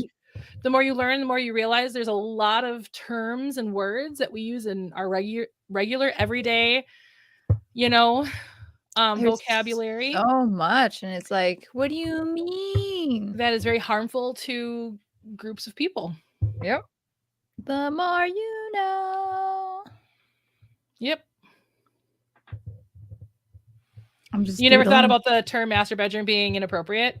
I didn't either until somebody told me what the reason why master bedroom was inappropriate. Yeah, And I was like, it's I never oh. thought of it that way. Right, and it's like, now that you know, you're like, how did I never, like, connect the two? Oh, right, because Yeah, I'm, it's completely linked to slavery. Yep. Completely linked to slavery. It's wild. The master's bedroom is what it was. Yep. It's disgusting. So, yeah. And so, like I said, I educate myself. So I'm sure there are still things I say that are really inappropriate, and I need to probably get out of my vocabulary. And every time somebody educates me, I'm like, hey, cool, I'm never going to do that again. So very, very careful about that. Yep. Personally. So. We learn, we live. Yep. And mind you, like, my dad still uses that term instead of primary bedroom. He still uses the other term. And that's his choice and his, life to live. And so I use primary bedroom and he'll use the other term, and we go on with our lives. Yep. So I'm not going to tell somebody else not to use that term. That's your decision, your personal decision as to how supportive you would like to be of other groups of people. Yeah. It's like, this is what I learned. Do with it what you want. Mm-hmm. It's like some people are just stubborn. They won't change. Nope. But that's their choice. You just keep adding things, and it's hilarious. I love it. Eventually, this is going to become your actual cover, Kay. I thought about that because it's like, if only I knew how to draw this. Like, wait, it's just lines and circles. You just figure out what the lines and circles are, what they do. Yeah. So. 100%. 100%. It's hard when you've known something as a certain term for your entire life, assuming there's no intentional malice involved. My dad does not have intentional malice, even to this day, even though he knows the history behind it. He just doesn't want to change his lexicon. Yep. It's not there is no malice involved in any way, shape, or form with him. He just is a boomer, and boomers are a lot harder for boomers to bend. And I think with millennials, especially older millennials like myself and Kay, we're a lot easier to bend because we grew up in a world where nobody was online, and then in our throughout our entire lives, technology exploded. And I think the millennial generation is the most used to random changes.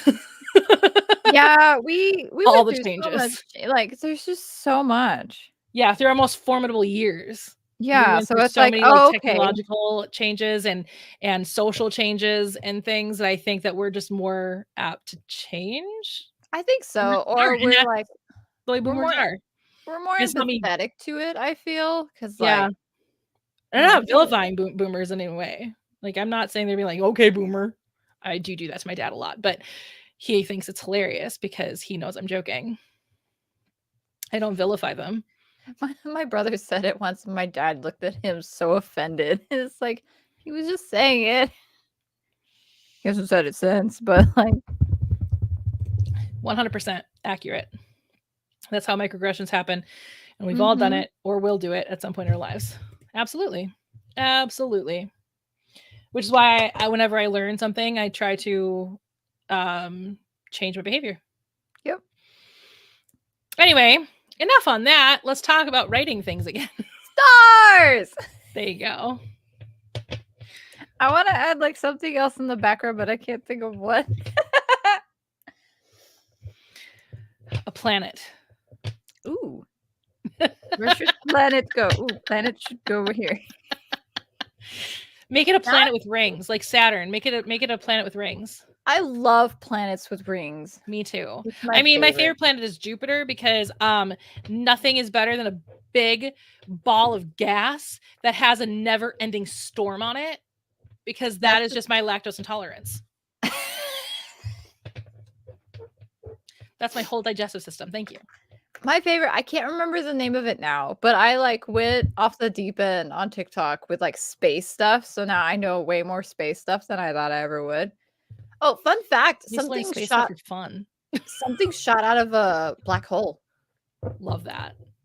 You know, the thing that's supposed to suck everything in Yeah. and nothing can escape it. Something shot out of one. And so scientists are like, what the heck? Basically, we don't know anything about black holes at the end of the day. We just theorize about it, and now our theory just went, oh, wait. Oh, wait, something can't escape? Yeah, so when I was a junior in high school, we had a substitute teacher who literally, his degree is in astronomy. Like, he has a doctorate in astronomy. He used to be a professor at a college, at a university of astronomy. And he came in to do our astronomy unit because our teacher got married and went on her honeymoon. So she just happened to have the astronomy unit be during her honeymoon so he could come in and do the astronomy unit. And he came in, he's known me for a long time. So this is not actually as inappropriate as it's going to sound. He came in, he's like, none of you are going to know the answer. And he asked a really advanced astronomy question. And I answered it under my breath. And he looked at me, goes, I hate you. And I was like, he goes, did anybody hear that? And then my friend Shayna raised her hand and he's like, you don't get to answer now. And so nobody could get it. And so he's like, see, I can still feel smarter than all of you. And after that class, he came up to me. He's like, you're going to study astronomy in college, right? I was like, no, I'm going to go to film school. You're like, no, space is cool, but it's not what I want to do. There you go. Oh, I would. If I was better, I love it. If I was better at math, I would have absolutely done astronomy. But the problem with astronomy is it's a ridiculous amount of very complicated math. And math and I do not get along, which is the only reason I didn't study astronomy. Otherwise, I would absolutely be working for NASA right now. Math and I do not get along either. So I'm like, nope, no maths. But I like space stuff. Yeah, oh, I went off. No, I would never be an astronaut, but because you can't have glasses and be an astronaut. Apparently. I don't know. There are some weird rules about like actually being a real astronaut versus like somebody who just goes into space for funsies. Yeah. You know? I mean, nobody goes into space for funsies, but you know what I mean? Like being like a real working astronaut on like the telescope or things like that. What? Billionaires go to space for funsies. There. And so did William Shatner. See, you can't say they don't go in space. Well, you know what I mean. Like, I know what you mean, yeah. Yeah. So apparently Big Bird was supposed to go up into space, but luckily Big Bird did not go up into space because that rocket didn't go into space. Oh. That rocket blew up. Oh. Yeah, Big Bird was supposed to be on that rocket. Did you know that? I did not. That rocket shuttle. Yeah, Big Bird was supposed to be on that shuttle. Wasn't there somebody else who was supposed to be on that and then they ended up not or something like that? Yeah, there was another one. But yeah, Big Bird was supposed to go on that shuttle, and so a bunch of kids were going to watch Big Bird explode. Like, it was already traumatizing to see, like, wasn't there a teacher on there? Yeah, you have to naturally have 20/20 vision. Yes, a teacher was on there. Like, that must have been awful. Supposedly, like I've looked up the rules and stuff in the past. And I don't know if they've changed since I looked them up. When I looked them up, it was when I was actively trying to see if I could become an astronaut. So this was like 20 years ago. So maybe the rules have changed since then. I have no idea. I have not looked up the rules since I was a kid. And they could have been fake too. I don't know. Fake.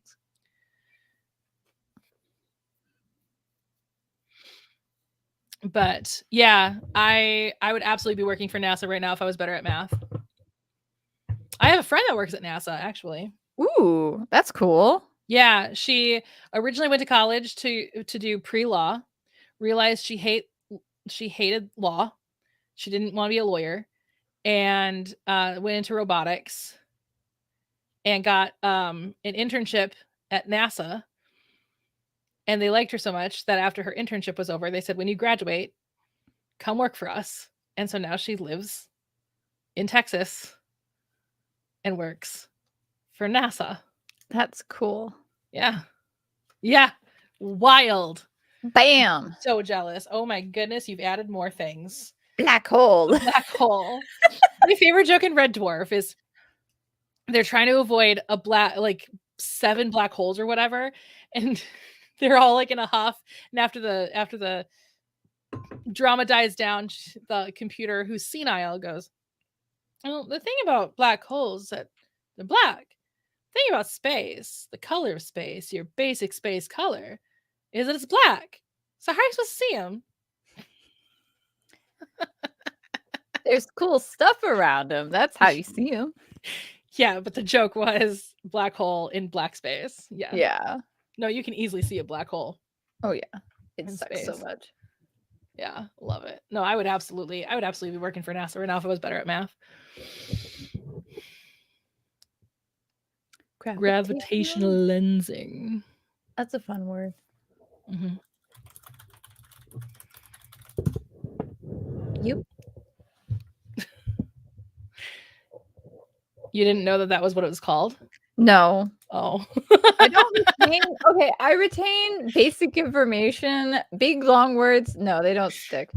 Like I don't remember half of the names of like the really cool Yeah, it's stuff. a real thing. It's a real thing. Yeah, it is a real thing. Yeah. It's a real thing. Because like there's a cool planet that they discovered recently that's like all ocean. So everybody's joking that it's the Subnautica planet. So it's like that's fun. Well, one of Jupiter's moons is all ocean. Mm-hmm. I do think one it's cool, is also like volcanic. all the stuff. Yeah, one is like they like recently took pictures of it. I can't think of the word though. Basically, it's like dead. Yeah. Nothing can live on it. Big sad. Yeah, there's cool stuff. There's rogue planets, so there's planets just randomly going around. Yeah. In like a zillion years, the Milky Way and Andromeda are gonna collide, so that's fun. There's a thing called the Great Attractor that's like attracting everything to it, and then there's something attracting the Great Attractor. So it's like this is wild stuff. The universe is very weird. The universe is wild. Like the more and more you'd go down the hole of astronomy, like the more and more you go, oh, space is terrifying. Space is terrifying, which is why it's a horror. Because at first I was like, how am I going to make this scary? It's like, oh, it doesn't have to always be just creatures. The planets could be just terrifying. Yeah, like genuinely, like there's just scary stuff that naturally exists in space. I mean, that's so funny. Like people, I mean, I understand people being afraid of the ocean because the ocean is very similar, that there's just too much for us to ever know fully everything about the ocean. Yeah, and it's like we barely know. We know like 10%. Yeah, we basically know 10% of the ocean. Like we know more about space than we do our own ocean. Correct. And it's wild. Yeah. And like I understand people's fear of the ocean because of that, but like I have a slight fear of space because of like the unknown of that. Like it's so wild. It is so wild. Like it's so cool. I love space. I love astronomy. Oh my god. I need to start like looking up astronomy things again. Like I love astronomy so much. Cosmology and astronomy. Yeah, I like reading anything about space. I follow NASA. Okay, I love it. I think it's either a quasar or a pulsar that just randomly just shoots stuff out, and it's like it could blow up stuff. So it's like, oh, I might utilize that somewhere. It's just so wild. Space is so cool. Space is wild. I love it. Space is so cool. It's so cool. I'd love to go into space one day. That is a bucket list item for me. I do want to go into space one day, but we would need to find a way to do it a lot more green. Safely. Well, safely, but also a lot less harmful to the planet because it's extremely harmful to the planet. Because basically anything because like the International Space Station, once they deem it done, they blow it up and then it falls into the ocean. Yeah. It's just wild. I'll go into space one day, maybe. We'll see. Maybe sometime in my lifetime we'll be able to all go into space. But one thing that I've learned about space that's really disappointing from like when I was a kid, you know, I picture you going up into space and like being amongst the stars and seeing the stars. When you actually go up into space, it's pitch black. Yeah, there's nothingness. You don't see stars when you're actually in space. It is wild. It is wild. You can see stars from Earth, but you can't see stars in space.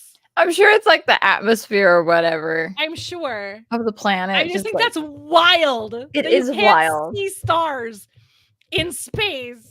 It is wild. The only star you can see in space is the sun. That's it. Sun, say hello. I remember when we were kids, you know that line in The Lion King where they're trying to figure out what stars are, and Pumbaa was the only one who got right. I thought there were big balls of burning gas, burning billions and millions of miles away.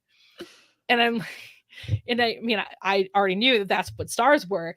And so me and my cousin Adam got into the biggest fight of our entire relationship because I was like, did you know that the sun is a star? And he goes, no, it's not. It's the sun. Mind you, Adam is like 2 years younger than me. I was like 9 when The Lion King came out. He's 2 years younger than me. Okay.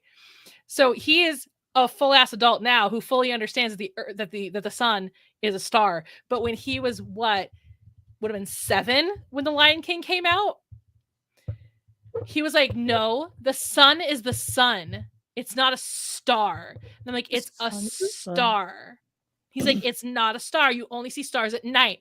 And thinking back as an adult, thinking back to a 7-year-old having that thought that you only see stars at night, like I fully understand why he was so upset and confused. Mm-hmm.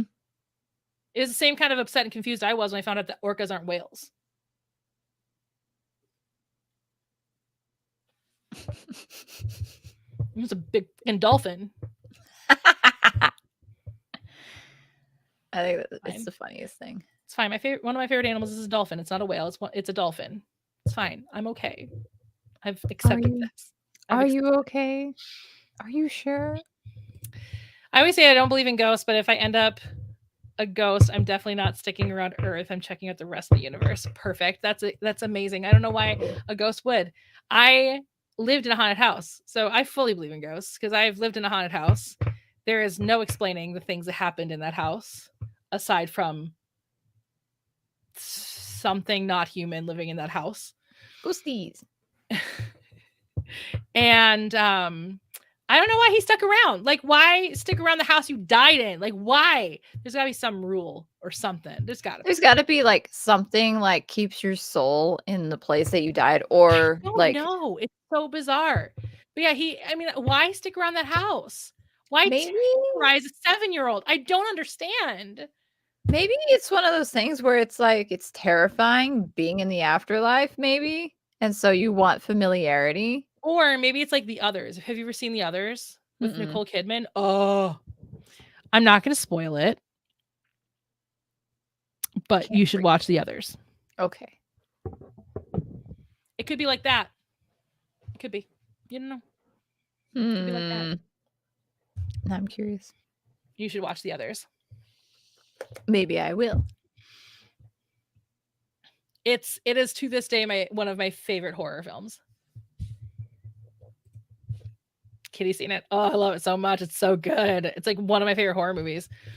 I like paranormal horror movies more than I like slasher films. Well, I don't like slasher films. If I see a slasher film, the only slasher film I like is Scream. It is a Scream franchise. That's it. And only just because they're making fun of slasher films.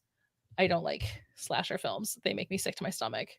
I can't do supernatural ones because then they're too realistic and they're always in like a house that's similar enough to the one that I live in where I can't sleep at night. Oh. So it's like, I can't do this. Okay, you need to read this comment. If you haven't seen it, definitely do not look up info. Oh, okay. Good to know. Yeah, it's very, yeah, you don't want to be spoiled. You want to not be in the know the first time you see it. You want to not be in the know. I wonder if it's streaming anywhere. I was just looking. Amazon. Looks like. Streaming. It is on Prime Video. Look at that. It's unavailable to watch in your location. How Clearly dare you? unavailable.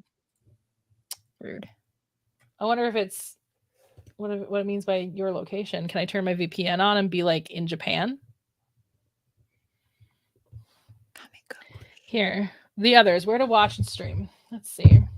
Cosmic Horror is great. You can buy or rent it off of Amazon. No, you can't.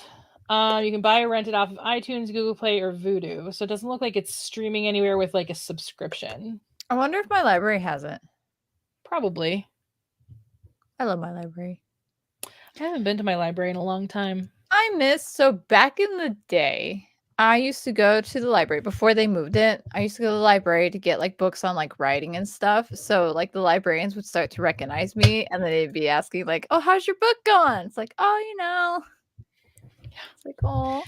So like literally this is why I don't say the type of the name of the VPN I have. I mean, not that they would ever be like, not that I would ever get in trouble with the FCC, but like just in case I ever did get in trouble, like it did come back. I just don't want to say the name of the VPN I use. Yeah. I'll say it privately. That's like fine. VPN.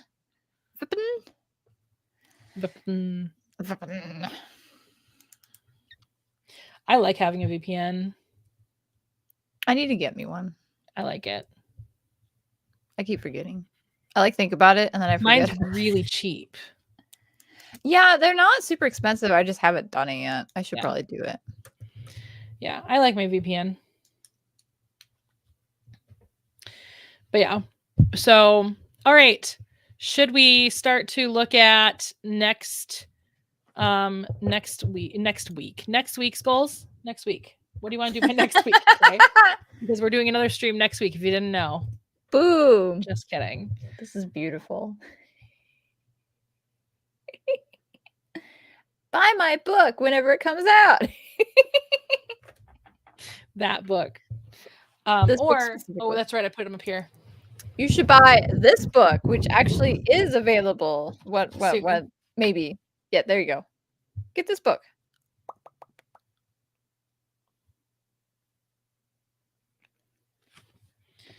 All the words that I wrote all these words in here myself. So many words.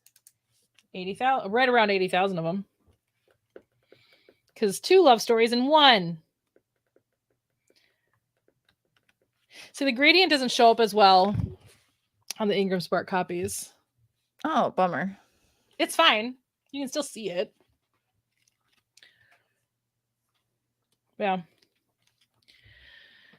But anyway, so next month's goals. First of all, we're gonna be doing NaNoWriMo. Yeah, so it's like, I may like try to finish volume 2 of book 1 before NaNoWriMo, but no promises. Yeah. But I do want to have my NaNoWriMo book at least mildly figured out. By the next stream? Okay, the next stream is gonna be in November. You should probably have your NaNoWriMo book figured out.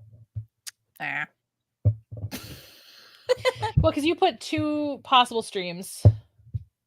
I did without realizing you had a convention, one of them. So it's like, okay, I guess we're not doing that one.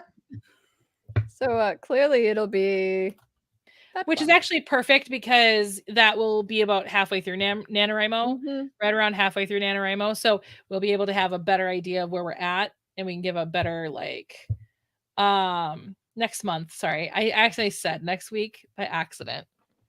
She's being too ambitious. Too ambitious. No, so next month. I might be off next Saturday, but I have no earthly clue. So yeah, next Saturday. I mean, I don't work weekends, so. All right, Miss Fancy Pants. Here's the thing: like there are times where I miss having a job that I do work weekends, so I could take a weekday off to get stuff done. Because now I have to take time off. Like if I want to go to the doctor or get like something done, you know, like my hair, or go to see my therapist, or that I don't have to go anywhere for that. We just do televisits. You know, go see my chiropractor or go to the dentist or something like that. Yeah, I could, you know, do it after work. That's fine. But that's what a lot of people do. And take either half day or have to take a full vacation day just to get stuff done. So it'd be nicer. Sometimes I feel like it's nicer when you do have like a possible 7-day a week job. So then you can take a weekday off, but not have to use vacation time. It is nice, I will say, because then it's like if I want to go somewhere or do something like shopping or something like that, I go in the middle of the week when most everybody's working or something. Yeah. So whatever. So next stream will be November 18th. I will hopefully have Where the Vinyl Ends done by then, because my goal is to have that done before NaNoWriMo starts, because I'm not going to work on it during NaNoWriMo. And then obviously if we're going to be, 18 days into NaNoWriMo. NaNoWriMo, I'm just trying to think. I think I have to do that. Or do I just press it? I don't know. I'm trying to get my calculator up, but I can't remember how to do it on this keyboard. Oh. I have a calculator button, but it's in a weird spot. Okay. So if we're supposed to write 1,667 words, and if we times that by 18, we should theoretically be around 30,000 words by our next stream. So I think that would be a good goal for me, for sure, is to be at 30,000 words by our next stream. So I'm going to put that in as my next goal. Be at 30,000 words on Nano Project. I think mine, I'm going to add a little leeway. We'll be at 25K on Nano Project. And have Where the Vinyl Ends done.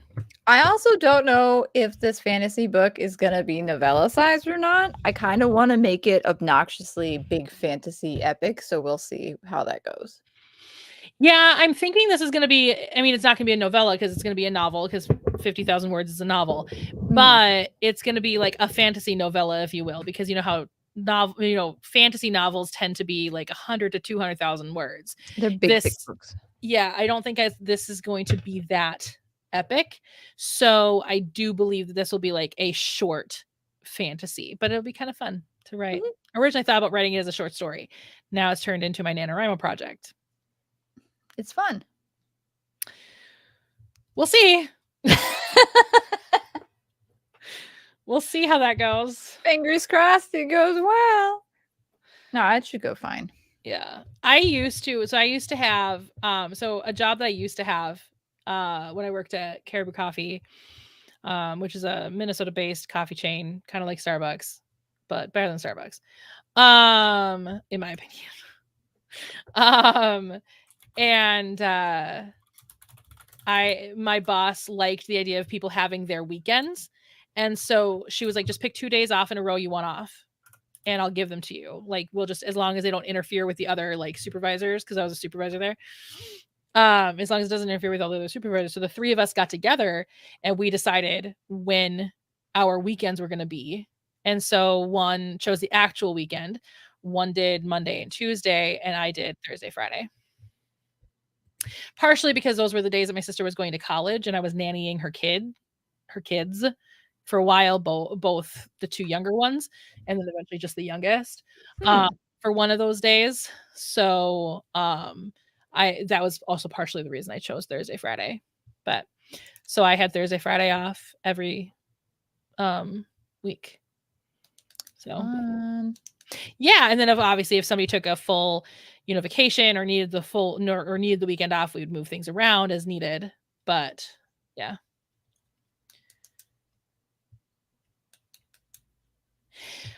So my job isn't even open on the weekends, which they chose the current job I work. Because I had that job and a different job. So I almost worked for Xfinity, which would have been great because I could have gotten into Universal for free. Dang. Studios for free. And we would have had free cable, which we don't even have cable anymore, so it's fine. But that one was open 7 days a week. And they were like, no, you're going to have to work either a Friday or either a Saturday or a Sunday. And I was like, no, I'm going to go to the job that doesn't make me have to do so. And so I went with the job I currently have instead. We like it. which now I get to work from home. I don't know, but I don't know about Xfinity. If Xfinity lets people work from home, but mine still does. Mine likes the idea that they don't have to rent so much office space anymore. So they like I don't know why businesses don't take that opportunity. Cause like, wouldn't you think they'd want to spend less? You'd think, yeah. You think? Yeah, I can understand a company being open 24/7, 365. I feel like a lot of people feel like with the industry that I work in, I feel like a lot of people would rather us also be 24/7, 365. And we might start doing it that way, but because my job is so big, my company itself is actually really big on work-life balance. They don't want people working the weekends. They don't want people working like super late or super early if they don't have to. And so I think what they're going to start doing is probably hiring people from around the world to do my Oh. job. Like they just recently opened a new office outside the United States where the time is completely different from ours. And I have a feeling that eventually they're probably going to build up to 24/7, 365 or 365, 366. And depending on the year. And but just have like their working time be when they're working, and then just have different service centers open during that time. That's smart. Yeah. But I don't like talking about, just for safety. I mean, I work from home most of the time. Like I have to go in the office every once in a while. I just don't like talking about the industry I work in or like the company I work for or anything like that, just for It's security. smart. Because like I'll just say movie theater. And it's like, oh, okay. Right. Like I used to say pet store job. Mm-hmm. Back when I worked at Petco. Back when I worked at PetSmart, I literally said PetSmart, and I would wear my PetSmart shirt because I was less careful back then. But I would say a coffee shop job instead of Caribou Coffee. Now I'll say Caribou Coffee. I used to work for Caribou Coffee. I don't work there anymore. Yeah, I'll say so you're fine.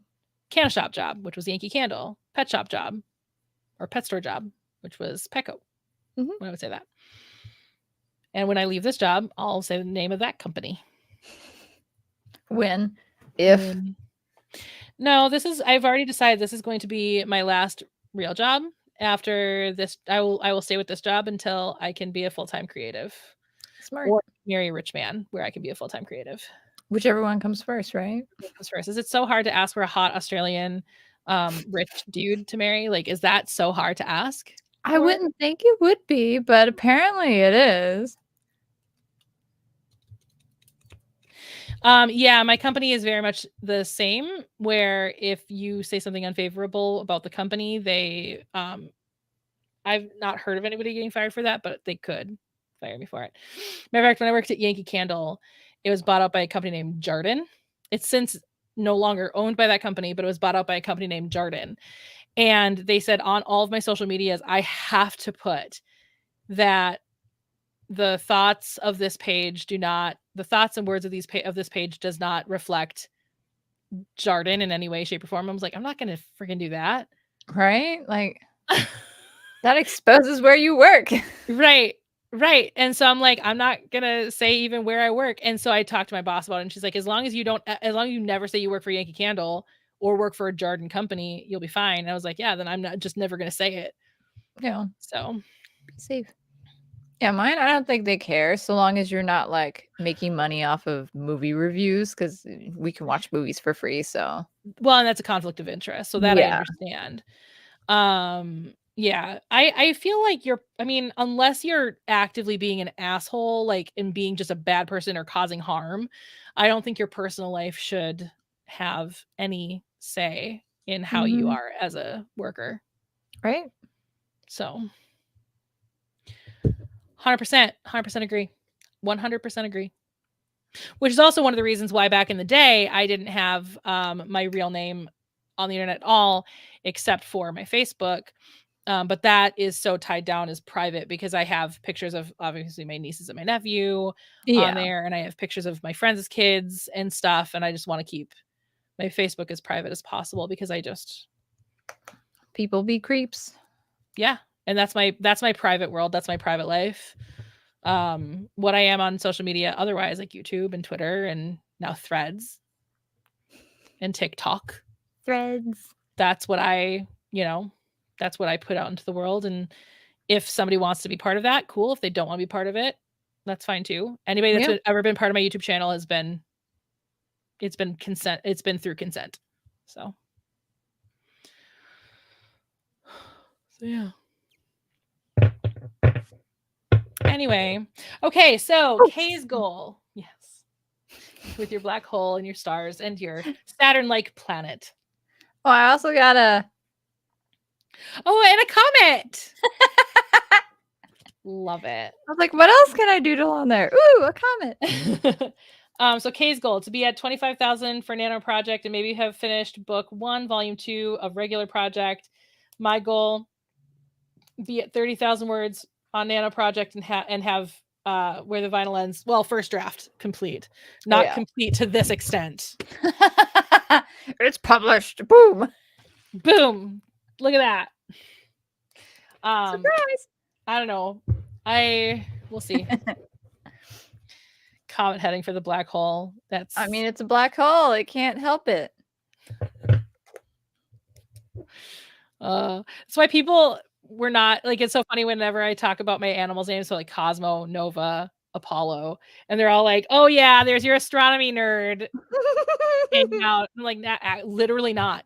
Cosmo, his real name was Cosmopolitan, as in the alcoholic beverage, because it was a joke. Stuck. Nova is actually named after a car because we got a cat. Well, my sister got a cat without realizing that her then boyfriend, now husband, is allergic to cats. So my mom and I ended up with the cat when I was in high school. My sister named her Corvette. If you remember Corvette, she only just passed away like in 2019.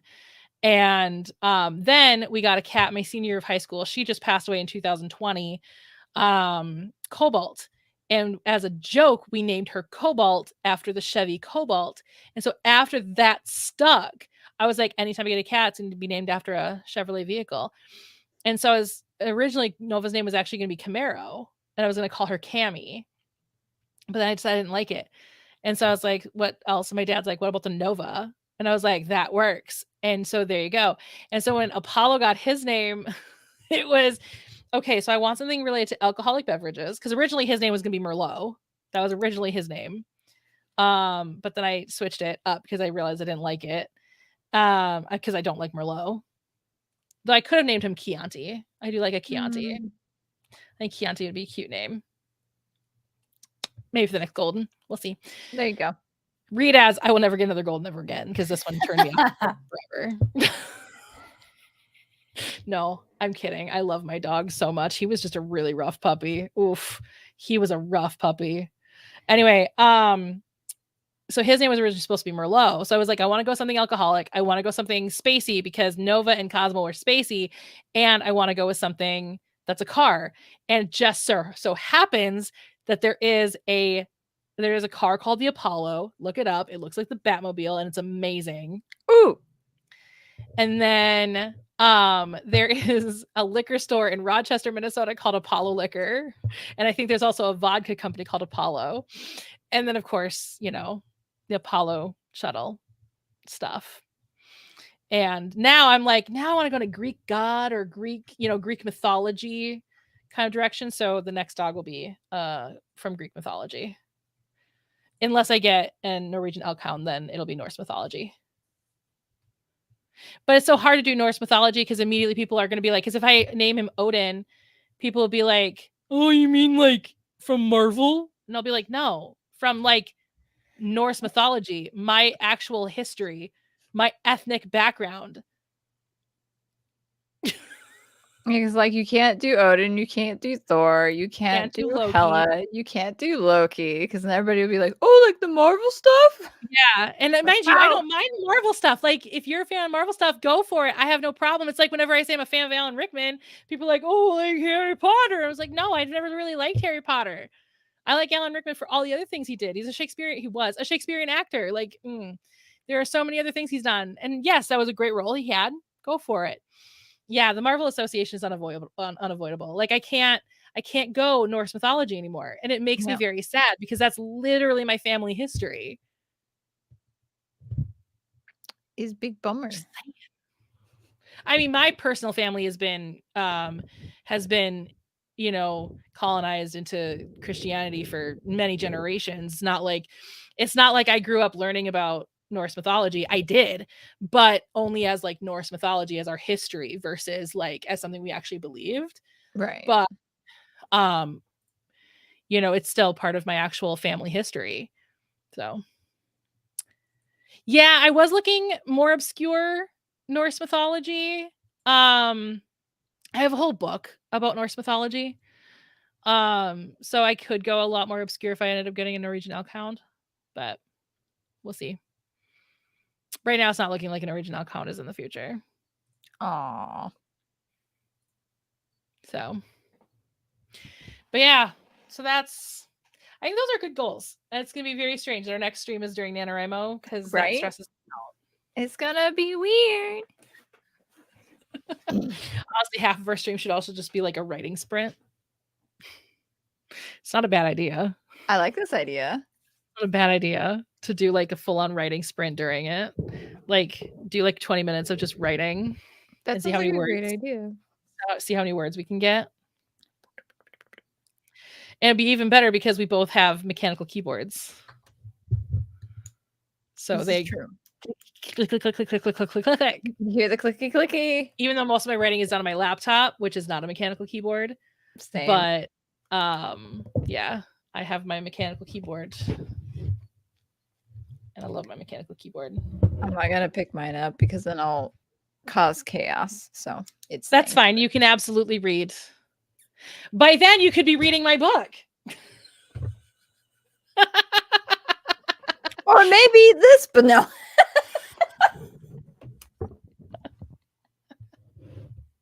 But yeah, that would be cool. It'd be like a reading writing sprint. So if you want to come and write, cool. If you want to come and read, cool. I think that would be really fun. I think that's what we need to like maybe promote it as is like a reading/writing sprint and see if we can get some more people involved next time. Maybe. Kind of fun. It sounds like a great idea. Anyway, but yeah, I don't know. I think we're all set with our goals for next month. And unless there's anything else that we want to talk about, we've been going for an 2 hours and 17 minutes now. So when's next stream? Yeah, it's going to be November 18th. Same bat time, same bat place. Same bat channel. Yeah, same bat channel. Same bat time, same bat channel. Yes, so November 18th, because the first option that Kay had, I will be in Minneapolis meeting Steve Burns from Blue's Clues. I was a little old for Blue's Clues when I was watching it, but you know what? I had a really rough childhood, hence the complex post-traumatic stress disorder. So you know what? Anytime I could do anything kid related was fantastic because I didn't get much of a childhood because I had to grow up real fast. Yeah. Had to grow up real fast. Besides, it's Blue's Clues. Blue's Clues. It's Blue's Clues. Blue's Clues. Blue's Clues. It's been too long. No, it's not an anime con. They do have anime guests there, though. They've got actually quite a bit of anime guests this year at this convention. It's a multi-genre. It's a multi-genre convention. It's called Twin Cities Con. It's held at the Minneapolis Convention Center. It's the first weekend of November, and it's really fun. I've gone there the last 2 years. That's where I met Austin St. John, the original Red Ranger from Power Rangers, and I was there last year. I don't think I vlogged much last year though. And then I vlogged its sister con, Des Moines Con, and then promptly got in trouble with one of the conventions I staff. Not anymore. I don't staff that convention anymore. I am banned from that convention, actually. Banned. Full on. Stupid. Banned. Because I had the audacity to provide constructive criticism to another convention. How dare you? How dare you? Fun. I'll never speak that convention's name ever again, publicly. Probably for the best. Well, unless I'm like going through like my convention badges, I'll be like, oh, this was my first one of that con, and then just not bring up the drama. Smart. I haven't vlogged at that convention in a long time, so it's not the biggest loss. I mean, aside from me not having that convention anymore, like as far as publicly is concerned, it's not a big loss. So now I just staff. No, it's here in Minnesota.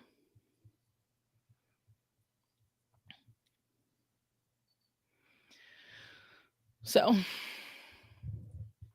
no, I'm still on good terms with No Brand Con. That's the one I staff in Wisconsin. Yay. I like No Brand Con.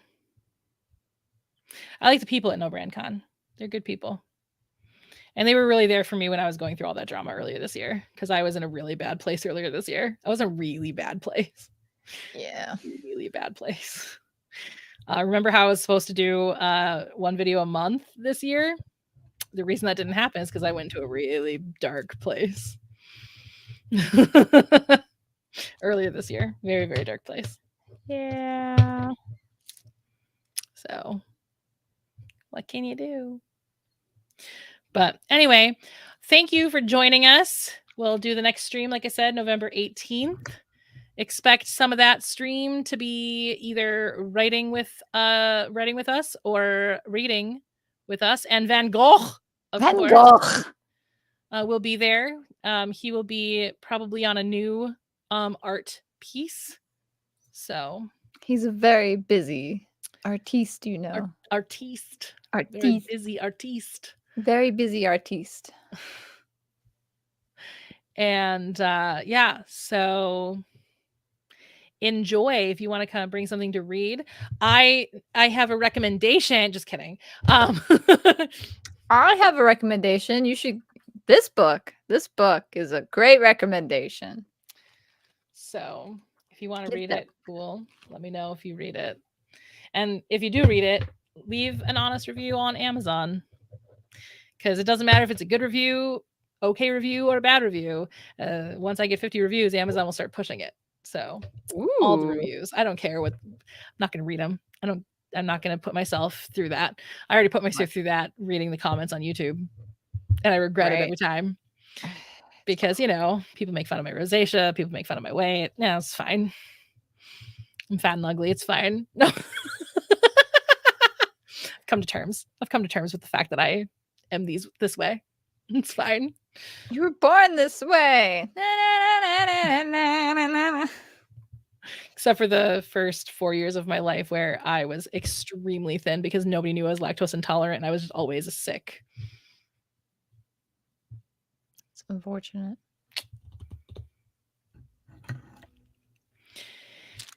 And Cerulean.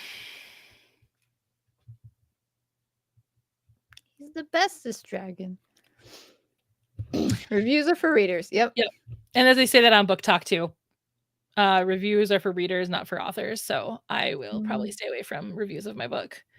I might, like have somebody else read my reviews and then possibly provide me proper constructive criticism, as how to do better in the future. Because I don't mind constructive criticism, but I don't want something that I've poured literally 5 years of my life into to, be torn apart. That would make me very sad and put me in a possibly dark place. So we don't want that. We don't need that. We don't want that. No, this does not end well. And so I don't plan on doing so. No, it doesn't.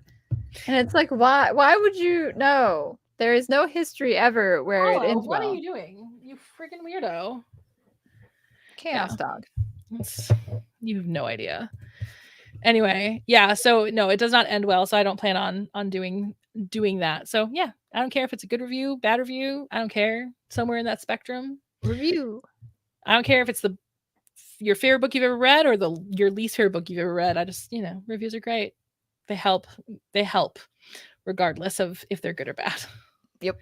But I do want to know if something I wrote is problematic for sure, because I want to do better. I want to learn and be better. I grew up in a very small town that was very Norwegian, and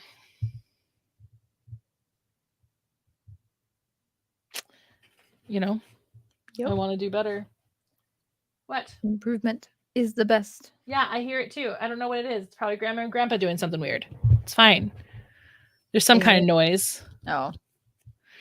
And Apollo's like, what's that noise? So it's probably just my parents doing something weird.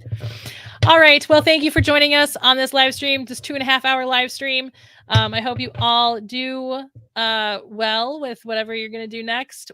And I'm going to probably go write some more and watch some more Big Brother 8 because Big Brother 25 pisses me off too much. I don't know what I'll do. Probably turn on my AC unit because now it's hot in here. I can't even imagine. We already have the heat on. According to my taskbar weather thing, it says record heat. I'm like, why? It's 59 degrees. Very normal Minnesota fall. We're in the 90s. Good night. Have a great evening, and I'm going to go get some wine. I mean, it's not 5 o'clock yet, but it's 5 o'clock in New York. It's 5:30 in New York. I'm half an hour late if I was on the East Coast. You're late. How dare you? It's 1 o'clock somewhere. And by somewhere, I mean here in my house. Goodbye, everyone.